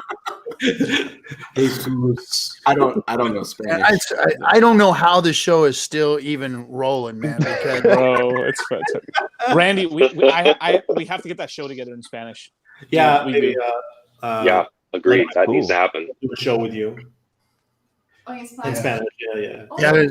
It said, DC. Y podemos hablar de un chingo de otras cosas también. ¿Quieres hablar? Full of military man. Right, yeah, you know, I mean, I'm telling you, everybody that I see in Hex, it's like, fuck, man, we got a crew here, man. Man. We go show up at an event somewhere. Ain't gonna be nobody talking no damn FUD, that's for sure. We will fuck you. You said what? I'm sorry. Bring your XRP, whatever. My boys in Hex, we will fuck your shit. Marines, Army, and Hexo ain't no joke either, and he's the nicest guy we got. He will tear your asshole out and eat it in front of you. He carried a 240. He must be a big guy too. Yeah, he was a 60 gunner. He was a fucking machine gunner, man. Mm-hmm. He had to carry all that shit. Hell yeah. He ain't no joke, man. I have a young guy that I used to train hand to hand. Actually, he's in this photo right here. That's our defensive arts class, and he just spent 4 years as a 240 gunner. He'll be out next month. Oh, nice. And man, he's like 22 years old, and he says he feels like he's a 50-year-old now carrying that gun around. Yeah. Gotta weigh what? Oh yeah, it takes the years off you, man. Mm-hmm. Oh God, I don't think about all that shit. Hey Randy, how do you guys say the crypto names in Spanish? Because like I've been having like I just say Litecoin in Spanish or Bitcoin is because like that doesn't really translate very well. It's just kind of like they say the same thing. Okay, good, yeah. Because I was like, damn, I don't know if I know the Spanish name for those cryptos. It's all the same. Yeah. Yeah. Okay. You designate them. It is your choice. Right. Exactly. We're the leaders, the ones talking about it, and then everyone else. Right. Yeah, because there's a lot of words in Spanish and stuff that just don't that come from English that they just put them in English in Spanish, and especially in Spanish TVs and stuff. And it always like sounded so weird to me when I was over there in Mexico looking at TV. I was like, what the fuck? But it makes sense because there's no word in Spanish anyway to even translate it to. So it's whatever. No. Like, so your name is really Hex Jesus. Jesus Cristo. Hex Jesus Cristo. Litecoin Moses Hex Jesus. Yeah, there we go. Compra mucho monedas cada día y vas a ser muy rico para el futuro. Oh, you got such a Mexican accent. Oh, gracias. Well, that's because I was laying it on TikTok. Well, no quiero hallar. I hate how Spain dudes talk because I think it's the most effeminate bullshit ever. Estoy de España y estoy comprando muchas monedas de oh my god, I almost want to slap a motherfucker that talks like that, dude. And a Cuban will fuck you up too, man. A Cuban is like, holy brrrr. It's like, whoa, what the fuck was that? Boricua, Morena. That's what like. We did something really fast and aggressive. We just launched Library Latam this week. And instead of calling it library.es, LBRY.es, because .es is Spain, right? We did .lat because just to be passive aggressive against the Spanish. We called it .lat for Latin American. Sorry, guys, the Spanish channel for library is going to be Lat. I can't wait to get the first complaint. You'll be like, man, we just ransacked this whole area for a century. I keep talking shit about him because that guy, he bugs me. He's just one of those people you just. Well, anyway, Randy, hit me up a little bit later and through a DM, and so I think we're already following each other on Twitter and stuff. Yeah. We'll take Hey, care well, of you guys have a good night. I gotta get Good to seeing you, a Litecoin. birthday. Right on, bro. You guys have a good one, man. Peace. See, bro. Compren monedas cada día, cabrones. Pinche puto cabrones. No compran, los voy a What, fucking bro? chingar. No, That's no, not. that's all I know. That's not child friendly. Eat your way. He's not speaking Spanish, he's speaking Mexican, all right? Es el mejor español en todo el puto mundo. So, Whoa. aprenden, cabrones. I heard that word. That is so Adios. kind. Thank you, sir. Adios, way. Thank you. Right on. All right. Well, we're getting close to probably running out of insults and shit and everything else here. What else you guys got? So we've already moon price predicted. We've talked about staking. We What can else? go back to that. It's price prediction. Yeah, price predictions. You can never really get tired of talking about that. No, I mean where are we at right now? Let's pull. We're let's chilling right now. We're gonna be going sideways for a while. How long do you think a while is? 3 weeks. I can accumulate during that time. Yeah, I think it's the last time I'm you'll cool ever with be that. able to. Yeah, it's the last time. Yeah. I think once we get through the next several weeks and start getting into July, that's when things are gonna start popping off. But I could be wrong. Right. But we'll see. All it takes is somebody like, because this interview that he did with Simon Dixon, RH did the other day with Simon Dixon, was really interesting to me. Because Simon's got a lot of pull in the industry. When he says something, people listen. So it just takes one person like Simon to shut all these people calling it a scam up. All it takes is one. And once someone does that, the floodgates are going to open up, and it's going to get nuts. And he doesn't have to convince him right away, but I think he left some talking points for him to think about and to ponder over the next week or so. I'm friends with Simon on Facebook. I immediately got off the live stream. I sent him my referral code. I say, hey, come on, Simon, get on board. Yeah. It was rather boring, to be honest. I mean, it was a very boring interview. He didn't ask any real questions, to be honest. He didn't get into anything. He obviously didn't ask anything controversial. He didn't ask anything like that, though. He's like that typical English. He was real reluctant to even understand it, though. I just got a sense he was like, all right, enough with the. He didn't come prepared. That's for sure. He wasn't prepared with any questions. He was hoping that Richard was just going to school him, and Richard did. He told him what he needed to hear, but he just kind of sat there, stone faced, like, okay, cool. And Simon Dixon, I heard him say one time. One of the guys earlier on the live chat said that the Treasury just absorbed the Fed, and so I think Simon Dixon said something like that a couple months ago. I saw him say something like that, and he's saying that that's going to allow the U.S. to print, but we're not going to create debt when they print. They're just going to dish out money. So when he said that, I don't know where he got that from, but that's the second time I've heard that. I was like, ooh, okay, that sounds like some QAnon stuff there, bro. Yeah. That was the definition. Any of that, but you guys. That was. Go ahead. You remember the greenback Lincoln when he printed all those greenbacks and made the inflation to pay for the Civil War? It's the same thing. Just print, inflate, and then they had to go back and make the standard. Yeah, no debt associated with it. But Richard said, I think he said in the live stream to Simon Dixon that they could print like this for the next 10 years. I think so, because back then with the greenback, they didn't have the world reserve currency. Now the whole world is dependent on the currency, so it's almost like we can do whatever we want because they're still going to use it. We use the dollar, and that's what the dollar. Ecuador's on the dollar. Nicaragua's on the dollar. World's on the dollar. The whole world values the dollar, and that's what I think a lot of the Austrians are missing, because they have a bunch of good points about central banks that fail. But they don't really know, they don't really know what happens when a central bank at scale, that's the world reserve currency, that does 70% of commerce. They don't know what that's going to do when we just start printing like crazy. Yeah. Exactly. So, we live in America. We don't see the printed currency like you do in the rest of the world. No, it's digital. Yeah, I got a buddy that works on helicopters for oil companies across the world, and he said you'd be surprised how many guys are walking right across borders with backpacks full of cash. It's not uncommon. Right. Yeah, they export the inflation for sure. We've seen real estate prices go up since '99 when the U.S. left Panama. Every year since '99, the real estate prices in Panama have gone up. This is the first year we're going to see the prices go down. It's because the U.S. constantly just exports its inflation. Okay. All right. Unreal.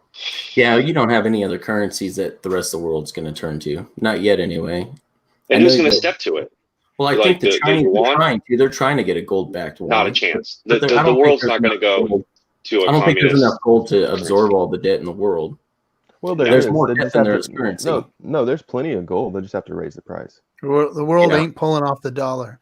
I've been looking at this for a long time, and now I just saw this guy that does this thing called the dollar milkshake. Have you seen that? Brian Johnson, I think his name is. Yeah, I've seen a bunch of people talk about it. And he talks about the same. I listened to him the other day. He has a show. I'm going to go listen to more of them, but he's talking about the same thing where dollar's king. Dollar's king, and everything else is hurting. Before the dollar hurts, everything else is going to hurt. There is no other reserve currency. There is nothing that's going to take its place or jump over it or anything like that. So, you got to have faith and trust in it. Now, he said in the long term, there's problems. There's going to be problems. But in the short term, they're not going to print out existence. It's going to hold up well until the time comes that it starts to, Yeah, he thinks that we can do this for whole countries, like print lifelines, like Australia, all these countries in Europe, all simultaneously, just feed them liquidity and prop their economies up. We can do that globally, simultaneously, with this currency with the dollar that we have. For a time. It's crazy. For a time, right? But the other thing is, like, who's going to step to this dollar? I mean, I don't see any currencies anytime, anywhere soon that is going to be trusted by the rest of the world. I don't see how it, crashes and burns anytime soon. The only way anybody will trust something like that is if they back it with gold. So the Chinese renminbi, if they back that with gold and it's somehow verifiable, even then, is anybody actually going to trust the Chinese is backing the stuff that they say they're backing? Because they lie about everything. Right. Which is my concern about the pandas. Those are the most counterfeited coins in the world. So that's what I would be. That's what bothers me. Pandas do. Yeah. You see what them pandas do. You see what the pandas do. Yeah. They get freaky. The pandas are freaky. Nothing about the pandas. Freaky pandas. What blew my mind was watching a YouTuber who's in the personal finance space, and he was talking about investments. And when he was in, I think it was New York City, he was just randomly stopping people on the corner and asking, and he stopped some Japanese guys. And the Japanese guy said, US dollar. Why put it anywhere else? US dollar. That's where you put it. It's the only stable thing out there. And Good Texture was telling he won't tell you guys this, but he was telling me they're going to probably peg the dollar to Hex. I believe he said that. He said he figured it out. He said, what's really going to happen, bro? I ain't going to tell nobody, but I'll tell you. That's what he told me. Okay, so let's walk the dog on that for a minute. Let's think about this for a minute. So if the price of Hex, I got this 33-cent prediction coming up. So let's assume that happens this year. It's not like the actual price discovery, thinking about it, is not that complicated. What's complicated is trying to figure out what caused that price.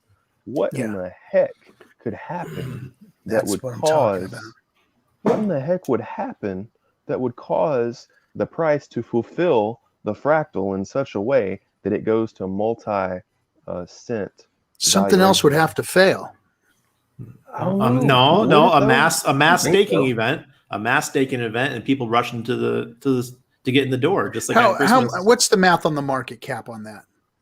So let's say, the total after, it depends on you're talking. I was going to say before or after big payday. So before big payday, you're looking at maybe 300 million. After, I don't know, 500, 600 million. 300 million. That's all it would take to get it to billion. Billion. Okay. Sorry. Yeah, I was like, I'm not a math guy, but I was. Let's say, sorry, I got the B's and the M's mixed up. Let's say that after big payday on November the 20th, let's just say that there are 600 billion hex, and that's the high end. I don't think there's going to be any more than that. 600 billion hex. If it's 33 cents a coin, that's a $200 billion market cap, which is a little bit higher than Bitcoin. Bitcoin's currently 175 billion. That's really not that much though, because it's not going to take that much to do it on Uniswap. You got to understand that it's only going to be a Uniswap pump. There's not a Bitfinex and a Coinbase pump. You just pump Uniswap and that's it. But good texture. What happens? We can't count the staked coins though. So what if 80% of the coins are staked? Randy's got a good point here, guys. Randy's got a good point. So yeah, you got to think about that. And how many of these Krakens, Bitfinex, maybe even Coinbase, when they see there's $10 billion in liquidity on Uniswap and $1 billion in transaction volume a day, how many of those guys are going to let it sit that long before they say we want in on this $10 billion liquidity? And then the final chapter is once you start getting into multi-cent price valuations, what percentage of people with 5-year stakes and below are going to end stake and take their 50% hits and redistribute all of the money to the long-term stakers like all of us sitting here. Right. I think that's gonna. I've been changing my predictions around the last few days because I've really been looking at this stuff a lot. I think probably it's possible that after the new year, or maybe even right after Big Payday, that there's going to be some unstakers because the way that the price. Let's assume it was at 33 cents. That is for some people that is going to be a tremendous amount of money, man. Like people, I could see people enduring. I'm done. I'm retired. I could see people enduring 90% in-stake penalties just to collect that.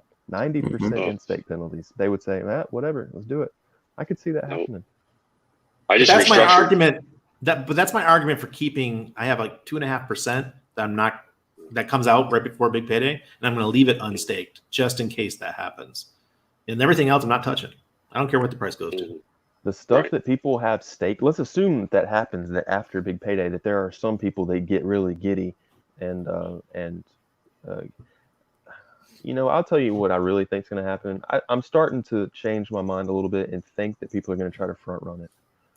I'm thinking that people are going to just really start trying to front run it ahead of November and prepare for getting in. And this thing's going to even front run October. I wouldn't be surprised.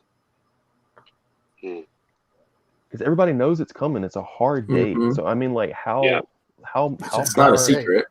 Yeah, I mean, like that's why I'm starting to lean into July a little bit, because July, August, September, because that might be the pump, and then all of a sudden you're going to see it just take a massive run, and then, like you said, people are going to and you get priced out. I mean, if you wait too long and don't really get in, you're going to get priced out.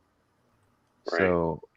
So I have a pretty unpopular view on this, but I actually got into some of the Toucan games on purpose and staked them till just right after Big Payday, so that I purposely wouldn't spend them and then still be able to collect whatever divs came off of it for liquidity in case for some reason there was a lot of Hex staked up and the price went up, and then I would have something liquid that I could pull off in the way of divs. And I didn't do much because I don't trust those games.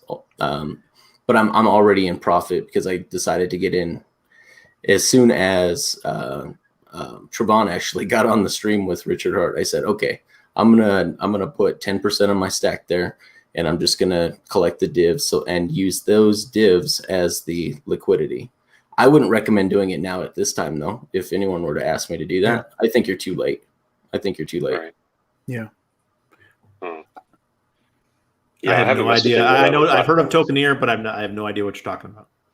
It's one of the pyramids, or I mean, it's one of the hour shit. I got a little bit in just about all of them. I've been playing with all of them, just messing around, and I just wanted to so that I can kind of speak intelligently to them. That hey, I moved them around. They're still there.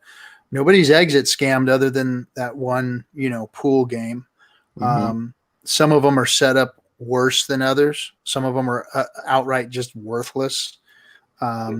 and they've already gone away. You know, they just kind of sit there. But some of them are actually doing all right. Like I said, I took a little small percentage and said, well, I'm gonna keep this liquid anyway for what we're talking about. I was gonna have some liquid for, you know, big payday, and you know, if the price went to the moon, I was gonna, you know, have a little there to play with. And then so I said, well, why not stick it in here and play with it here? At least it's doing something, you know, and gives you something to do. So yeah, I did the same thing. Yeah. I just restructured, ended all of my stakes at the halfway mark, and then consolidated, and then built a 10-year CD ladder from behind the big payday. And that was painful. That was real painful. But I realized when I understood the share price better that I had to do that, because everything was just, as I bought, I staked it for the big payday, thinking that, well, I'll just restructure them. But no. You got to have that 10 years. You're talking about stakes that ended before the big payday, right? Right at the big payday. You know, right like, at big payday. You know, on the big payday. So I get the bonus, and then I'll restructure a CD then. But no. You have to stake from behind the big payday, a 10-year CD ladder. And then I'll do, I think I'm going to do probably like a 12-month CD ladder. And I'm just going to roll like that and see how that goes. Because the day that stake matures and you realize those gains in the big payday, you're done. Your share price is going to be shit. They ain't going to be close to worth what you can get right now for them, because the percentage difference is so minuscule right now. I mean, you're losing very small percentages in the share price right now. Well, the share price is going up slowly. And for the record, my shares, I mean, I've got way more shares. It was a smart move. Like, I can tell already that. Yeah. It was a really smart decision to do that. And I just ate a bunch, you know, all the interest plus a little bit. I actually nuked the contract. I didn't refresh in between, like, ending the stakes. And there was a stake that I had for 15 years for 2.7 million hex that I nuked. And that's gone. So and I clicked on the right one, but as soon as I clicked, the contract adjusted on the website, and I clicked the wrong one, and it's gone. So that took a minute to get over, but yeah, make sure you refresh. Hopefully you bought those back in February. I FOMO'd it a little bit on day one, and then all through December, January, and February, I slowly accumulated, and then I'm good. Yeah, it's good. Yeah. Well, with the discussion the last week from the time that Funding Jim and then you guys had Firebun on discussing restructuring your stakes. If you go on the hex.vision and you look at the open stakes by expected end time, a lot of that time period between right after big payday to 10 years has been all of a sudden just filled up with stakes. There's a lot of people restructuring those stakes. It was that quick? Right. It was literally, yeah. There was almost nothing when I was on Funding Jim's show, and we were talking about the stakes from about year 4 on out to 10. There was nothing, and now there's exponentially more than there was at the time we were looking at that chart. You're welcome. And thank you.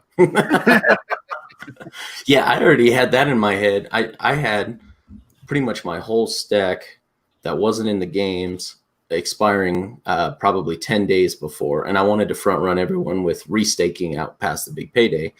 Then I started realizing, dude, I need to get out at the 50. As soon as it hits 50% on these, I need to get out and restake, because even the little bit of shares difference between now and right before big payday is gonna. I was looking at 3, 4, 5,000 extra hex depending on what you staked every month going out, more than I was prior to that at the higher share rate. I did the math, and it was 30% on the shares, 30% gain on my total bag for the shares, 30% gain for my big payday, and that's not even counting interest, because compound the interest out that far too. Now that's a whole nother game. That's a whole nother ball game there. So the benefit of it is a no freaking brainer for somebody like me who had a couple of big stakes ending early, you know.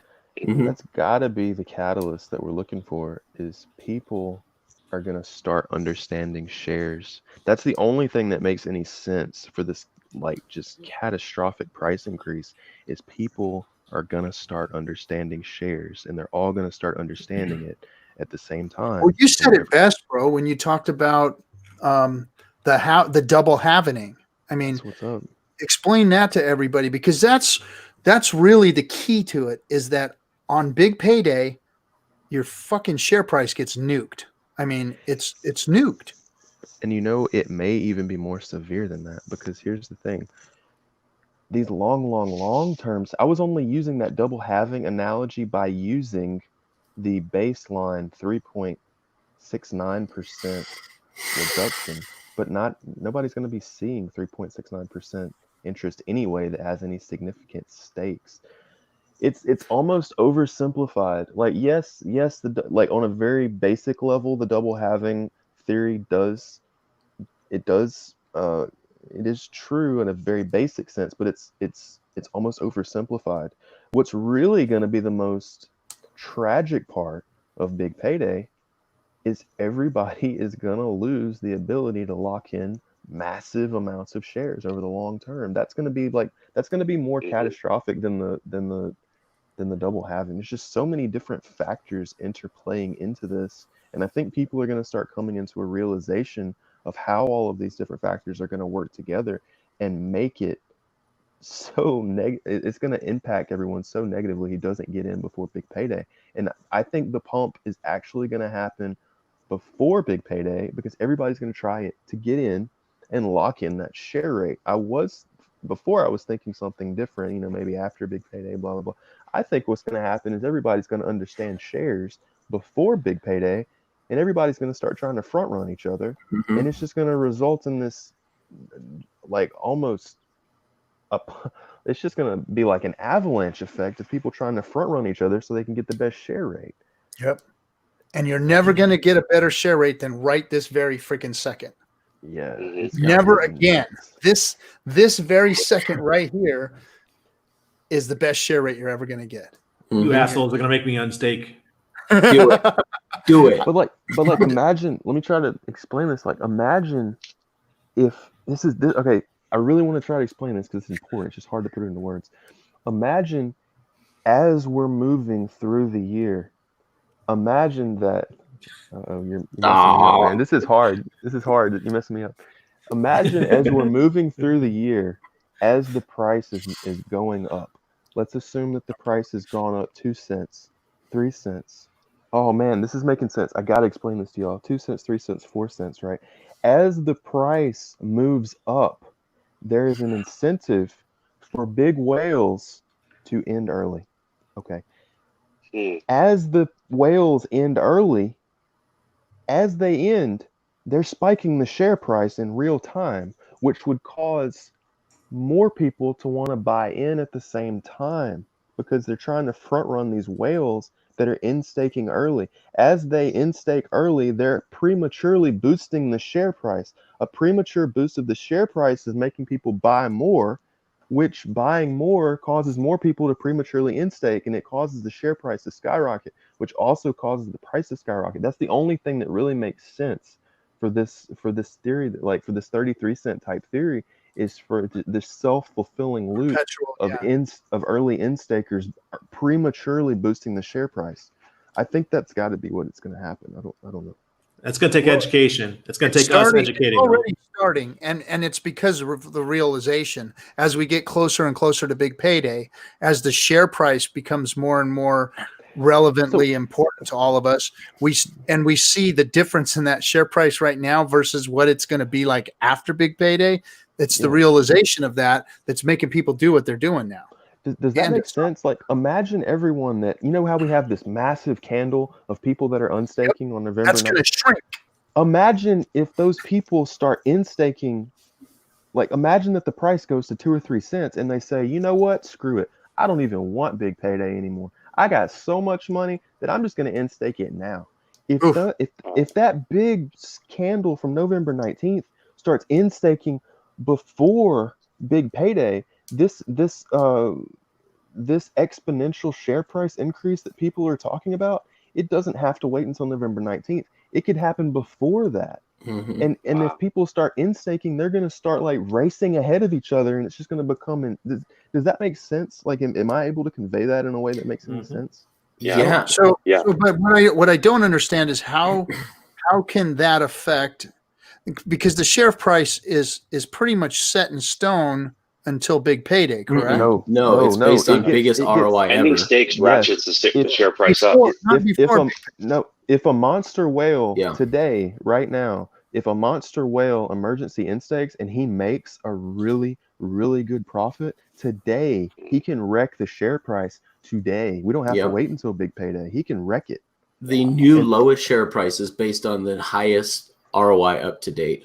And what's the biggest stakes we got right there in those days? We got a couple 100 million. I know for a fact. Who's stepping to it? If the price really starts arcing, like July, August, September, if it really starts arcing, these mega whales, these giga whales may say, you know what? F big payday. I don't even want it. And if they in-stake early and the share price starts really just falling, just like crazy, like prematurely, that could cause this FOMO that I'm seeing. That could be the cause of that FOMO. Nobody's talked about this yet. Nobody's talked about premature in-staking yet, I don't think. No, because it's kind of a new subject that we've just started touching on recently. You know, that's why I had Firebun on, because I'm like, this is going to start becoming concerning to everybody because. So relevant to the talk, Cyvibe just jumped in. Share price actually just goes up to make sure that no one can ever restake their output of a stake for more shares ever, no matter what. So it goes up forever. So if there's a big ROI right now, they could exponentially grow the share price. Yeah, so, right away. So that's what I'm saying. How many big stakes are sitting right there? Because they're at 50%. Y'all better get y'all stakes in. They can wreck it at any moment. At any moment that could happen. Wrecked.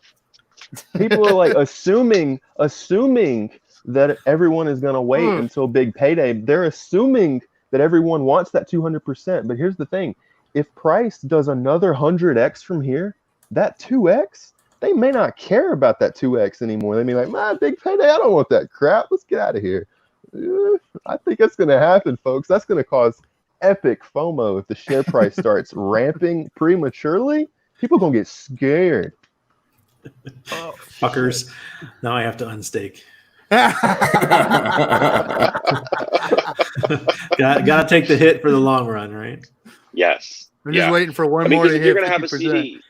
If you're going to build a CD out, and you're going to have a CD anyway, you got to build it from behind the big payday wall. You got to do that, because that's a CD ladder. Yes, yeah. No, you're right. Does that make sense? No, it does. Now, see, I understand it better because I was assuming that the share. I didn't realize that an early ROI. Reveal before big payday could actually start to plunge the price because of that. They can wreck it right now. What I learned just now was it's the share price isn't going to go up because all of this extra hex is going to be created and distributed to the stakers. The share price is going to go up because everyone's going to end their stake after the big payday. Exactly. And that's what's going to spike it. Exactly. Yeah. No, that was enlightening. 100%. That was enlightening.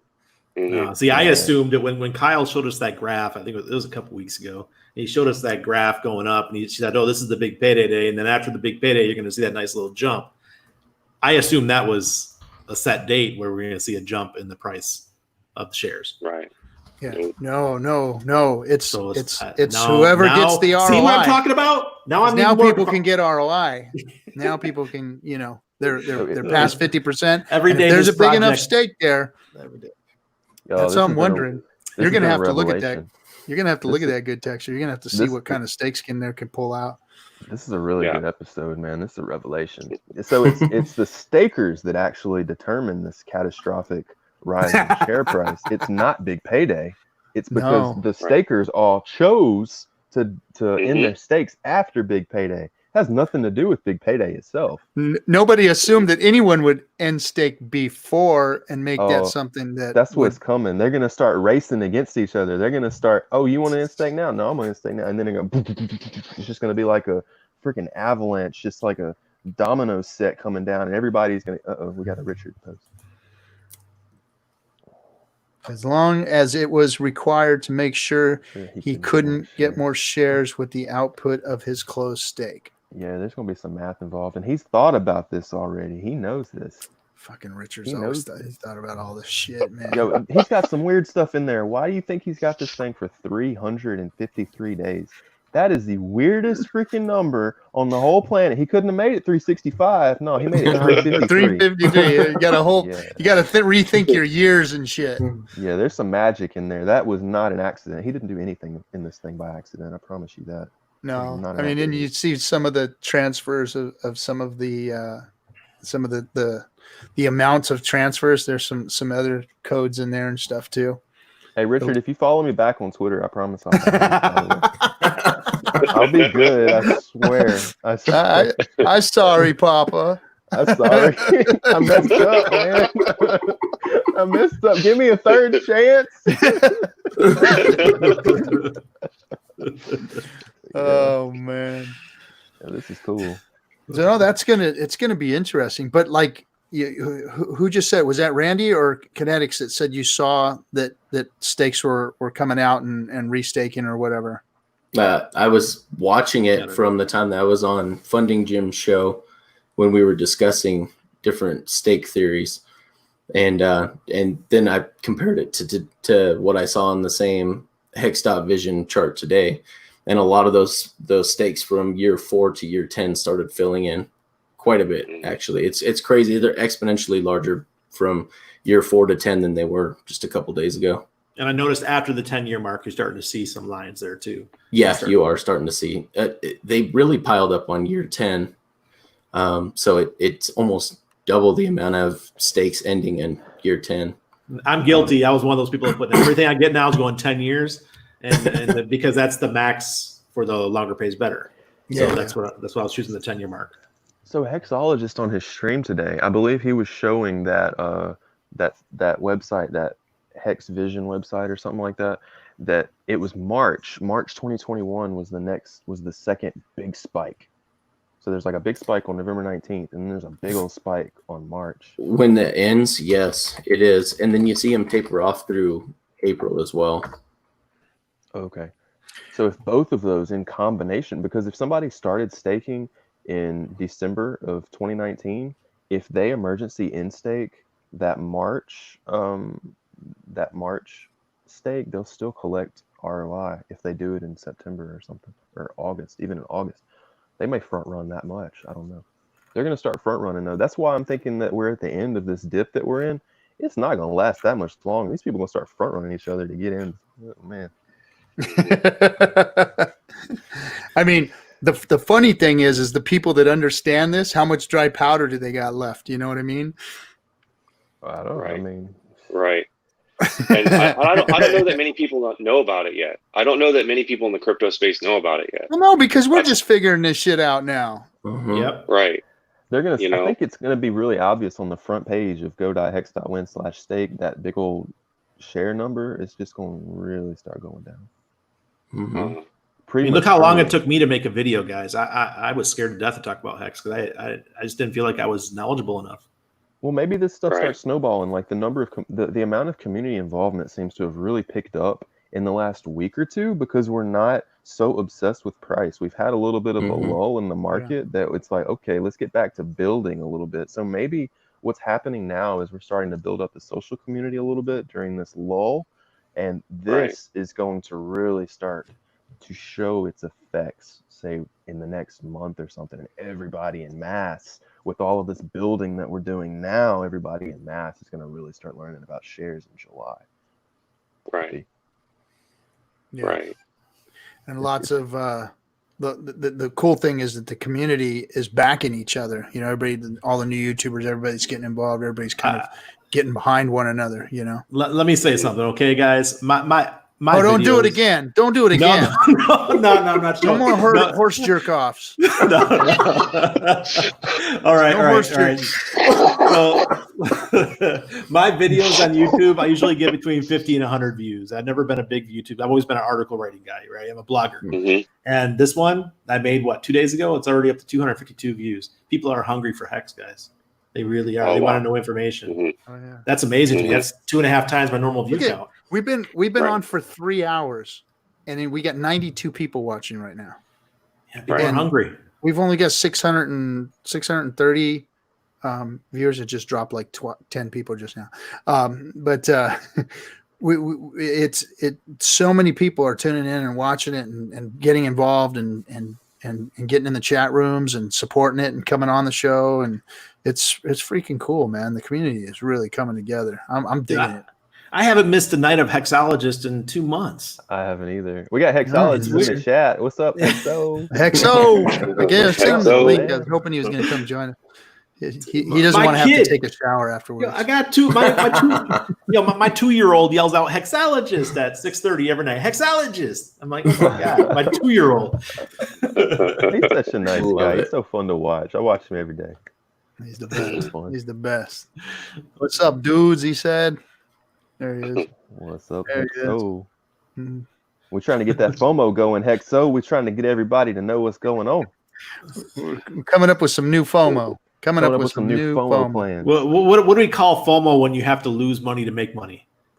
Because that's what the end stake is. I don't know. It's not losing money if you bought it. It's back the in math. December, It's the though. right math, is all. It's the right math. Yeah. It's my day one stakes. I have my day one stakes go to like day 400 or something like that, right? Oh, you're not So going to they're- lose much on a 400-day stake. Yeah. It's weak. It's weak penalties on a 400-day stake. It's pretty weak.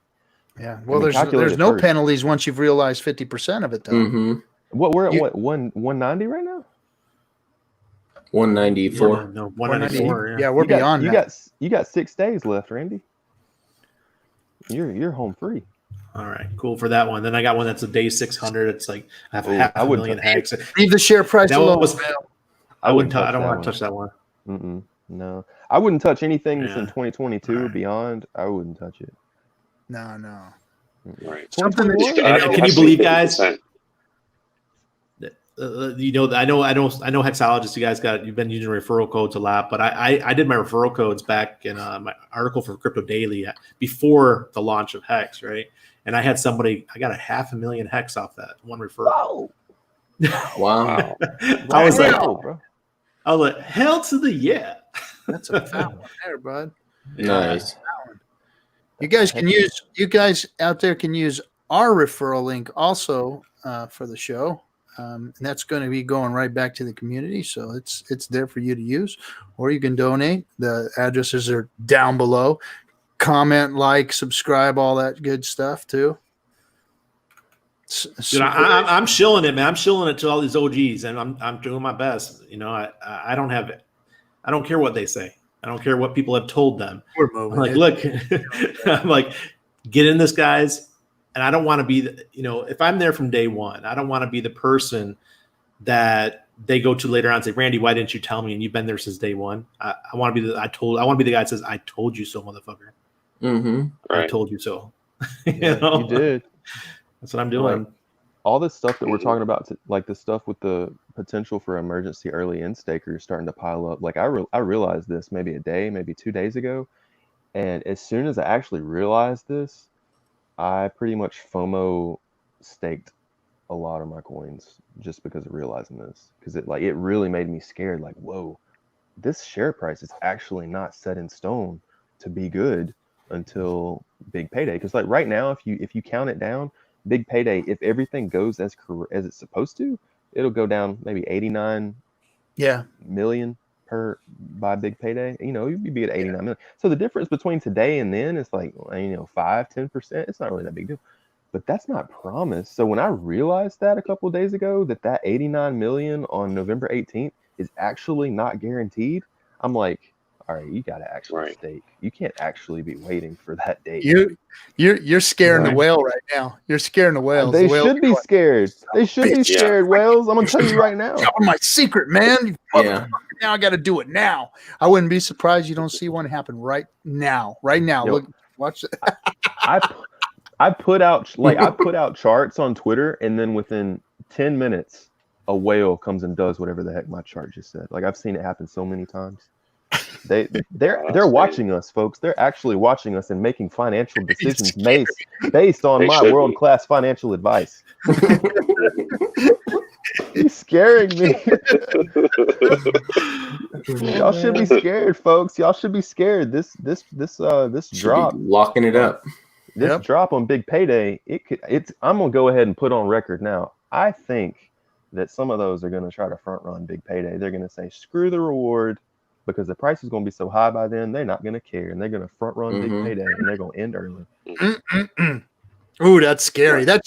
Everybody should be shaking in their boots right now. Oh, yeah. Yeah, but if we are staked, we also get those rewards from the early unstakes, right? Oh, hell yeah. Oh, yeah. That's benefits for us. Yeah, that's why you got to get in. That's why you got to get in, because you're going to be collecting every drop of it. Of that emergency unstake. Yeah. Well, and that 33-cent fractal is only 100x away. And say you got a couple million in there. It may not be worth for you. It may not be worth you to stay past Big Payday. Say, I can get out now with this kind of liquidity and this price right now. But then on the other side, you've got the people that are panicking that they're not ever going to be able to get a good stake. So it's like you've got this double rotational synergistic boost pumpamental that nobody's ever even talked about before. It's going to be the synergistic pumpamental that's really never been described before. You've got people that are going to be getting out. They're going to be pushing up the share price simultaneously. It's never been. It's like the yin and yang. You got the yin and the yang. Exactly. That's what exactly it's like. It's going to be like the yin and yang spinning around each other. People are going to be scared because if they don't, like, imagine somebody that's just new to it and they don't have any stakes whatsoever, and they're trying to get like a 5-year stake or something, and all of a sudden the share price has just prematurely lifted off. And like everybody was like, yeah, it'll be good until November 19th. And all of a sudden we're in August, and golly, people are going to get crazy. Can you imagine if that share price starts getting wrecked in August? I'm not gay, but $20 is $20. 20 bucks.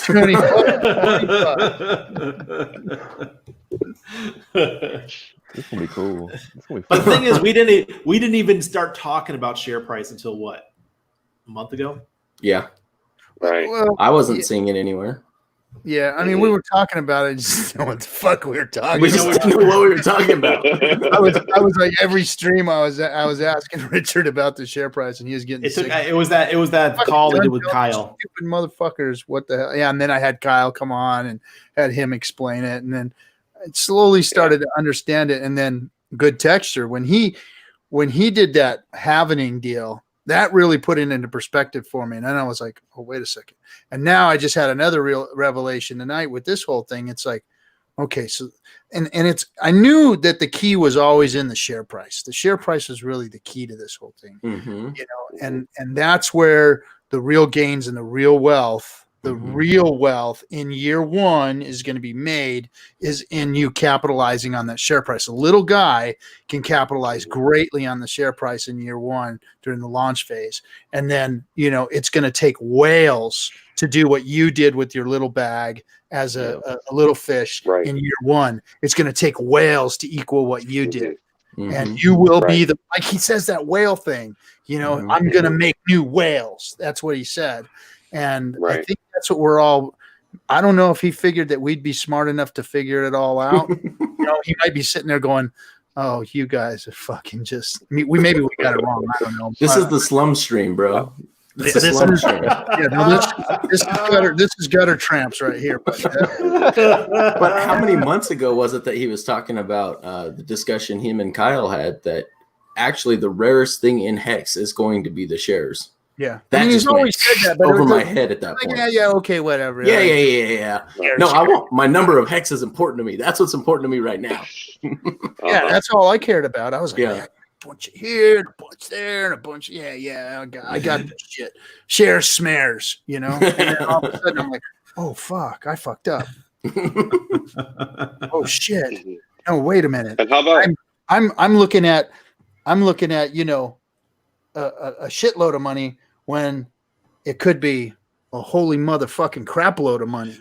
You know what I mean? Mhm. It's like, oh, wait a second, that changes my whole position. Another 30%, that changes the whole position. That's huge. On a couple of stakes. Damn. Yeah. Damn. 30% is nothing to balk at. Hell no. Right. And you got to be glad that that's available to you to do.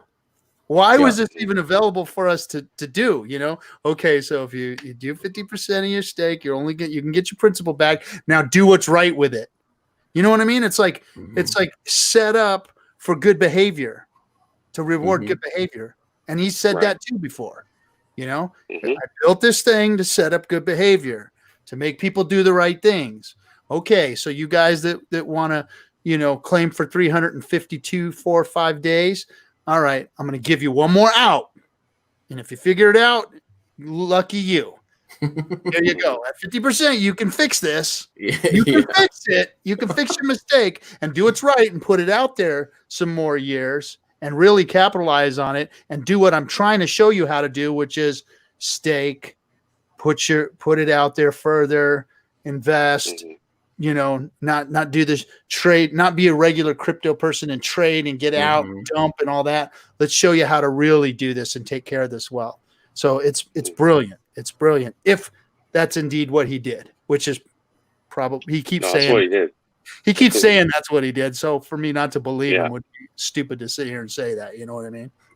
And that longer pays better incentive is way more powerful than the bigger pays better. Yeah, bigger pays better is like non-existent. That's a freaking a carrot. That's a shiny object. It's just the anti-spam is all it is. Yeah. So it's a huge, like, because I charted it out after I did it, after I restructured it, and I started looking at that longer pays better, because I was concerned, like, well, the bigger pays better. I want a little bit of both, and it's like, it doesn't matter. That bigger pays better. You know, if you're a whale, you want to stake out long time, I guess. You know, but no, the longer pays better is the way to go. Yeah. The incentives are right. The incentives are really, really well thought out. And bigger pays better is so weak that you should never, ever, ever use a staking pool, because bigger pays better just doesn't matter that much. It's not worth you not having control over your stakes. Do not use staking. Is that a pools. Thing? Yeah. There's a 150 million staked get you a higher percentage of yield. Yeah, and people are getting wrecked over it. Yeah, and I think it was more of an incentive to build on top of, to have people put these dApps and stuff together. That might have been the purpose of it. I don't know. I'm just thinking that's kind of the value of it. Unless you're a whale, and you know, it gives you a little more to incentivize whales for sticking stuff out there. You know, but I think it might have incentivized big Bitcoin holder whales to stake as much as possible. Not obviously. There's a percentage of it is automatically staked. But I mean, if you get a big enough Bitcoin whale that comes in and they have a big enough bag of Hex, that it's an extra incentive that, hey, I was a whale in this bag, I can be a whale in that one too. And perhaps it's an incentive to some degree for them to stake that big bag too. I don't know, maybe. Now I'm saying it sounds like kind of a weak argument, but well, I don't even look at it. I just go and look at the longer pays better now. Yeah, I do too. And then the interest that you gain and the penalties you gain for sitting on a stake for 10 or 15 years. You know, what you talked to earlier, Randy, about losing you don't get any more big payday bonus after 10 years. So, you know, but the realization of the interest that you get when you go out 15 years, that extra 5 years is huge. You know, having the share rate right now and being out there, that's you might if you get enough out there, you might be a whale. You know what I mean? You might set the price. Yeah, good texture says so that you're getting the bigger piece of the pie. Yeah, because it's way out there. It's about the interest rate. You know, I thought I was talking to my wife today, and I thought about buying 10,000 hex for each of my nephews, and staking them out for 15 years. So when they graduate high school, they all, I don't know what it's going to be worth, but who knows? They could pay for their college, or if they want to go to trade school or do whatever they want to do, they, you know, or just go sailing. Who cares? Do whatever the fuck you want to do, right? And mine could just come to me. Uncle RG's got your back, guys. Just come to me. You're gonna have to go to Puerto Rico or somewhere like that, some faraway island somewhere, and pull me out of the surf. But I'll give it to you. I'll give it to you. So, Hexologist did ask in the chat, what are guys' opinion on what happens 3 to 4 months after big payday? I don't think we see the crash that everyone thinks, or that everyone has been talking about for the last month. I don't think we see that. Now that Good Texture mentioned it, I think we're going to see a tornado from like October until like February. Is just going to be, like he said, this in and out rise, and just I don't know. I don't see where is 80% of the hex though? Big payday. But hold on, but where's the 80% of the hex that's not staked? Is it going for liquidity? Like, but that's a massive amount of hex. Well, that's going to change. That's going to change drastically. I think so. It should be staked. Like, I feel like if you're getting in that early, if you're entering the adoption amplifier that early, then it should be staked. So I have, and I'm hey, don't stake it. keep 80% unstaked, I guess, and dump, and we'll deal with a dip or whatever. I don't care about that. Like, but what the hell is 80% of the supply doing out? That's hundreds of billions of hex. I don't know. I can't see how it doesn't dump with that much liquid hex just out there. Well, I think we might have just changed that tonight too a little bit. People might be thinking about not holding on to so much liquid, but I don't know why it's that high right now, but I can almost say with certainty that it's going to definitely rise before big payday. You know, I mean, I don't know where it's going to go. If 60, 70, 80%, I don't know, but nobody knows obviously, but I mean, that'll change. It'll change. And that's going to make that big payday payout even less significant. What do you mean? Well, as people are staking, the big paydays are starting to shrink down. Yeah. But I mean, we were at. I mean, I understand they make new supply and everything, but 20%. I don't know. I don't know where it's what all that hex is out there doing. You know, if not being, what do you do with hex? There's a bunch of it in the games too. Some of the games have like the Genesis whale actually put a lot of money into a couple of the games, from what I understand. I think one of them got like $700,000 worth of hex into it. I mean, there's some big money in a lot of the games too. So there's some being sucked up there. Hey, does my audio work? It's good. Yeah, it's a little weak, but it's up. So I'm thinking it's going to be really volatile for the first year and a half until these Bitcoiners get their coins, and when they dump. I know it's not a lot of coins, but if we get to that point where it's 5, 6, 7, 10% claim their coins, maybe then there's a little bit more volatility. You're seeing some big ones now. I mean, I've seen like 1,500 Bitcoin go today, and the other day there was like 1,200 Bitcoin, and so there's some big Bitcoin holders coming in. Yeah, right now we're at what 2% of all Bitcoin's been claimed, something like that. 2 point something. Yeah. But then I do believe we're going to get a whole bunch of the coins are going to come out of the market and stake. I'm hoping for 50 to 70% that stake, and that causes the price of Hex to do what Good Texture is saying at 33 cents. Good Masonic number, you know. And then we'll see where it goes from there. Right? I'm hoping for that. That'd be great, but I'm not going to. Richard is the one that said he likes threes. Oh, how high are you up? He said 3 was his favorite number, so 33 must be ultra favorite, right? He's the grandmaster of Hex. No, I'm thinking.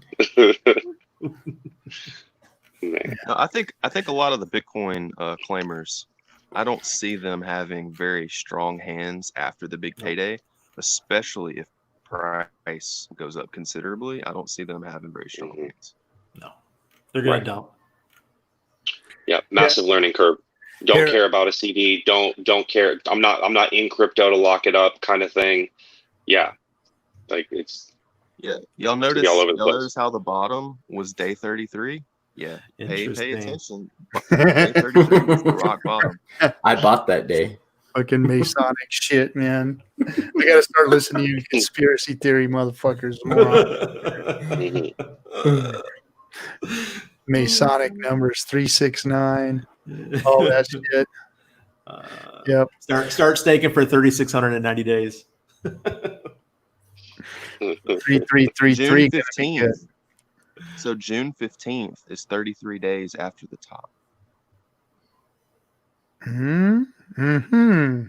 June 15 pump.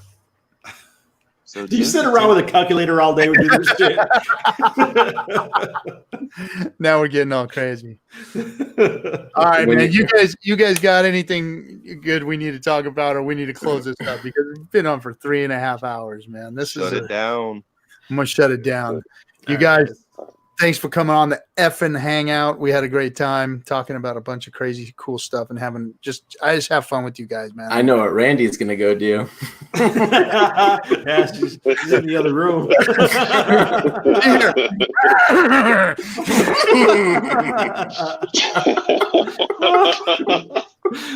All right, guys.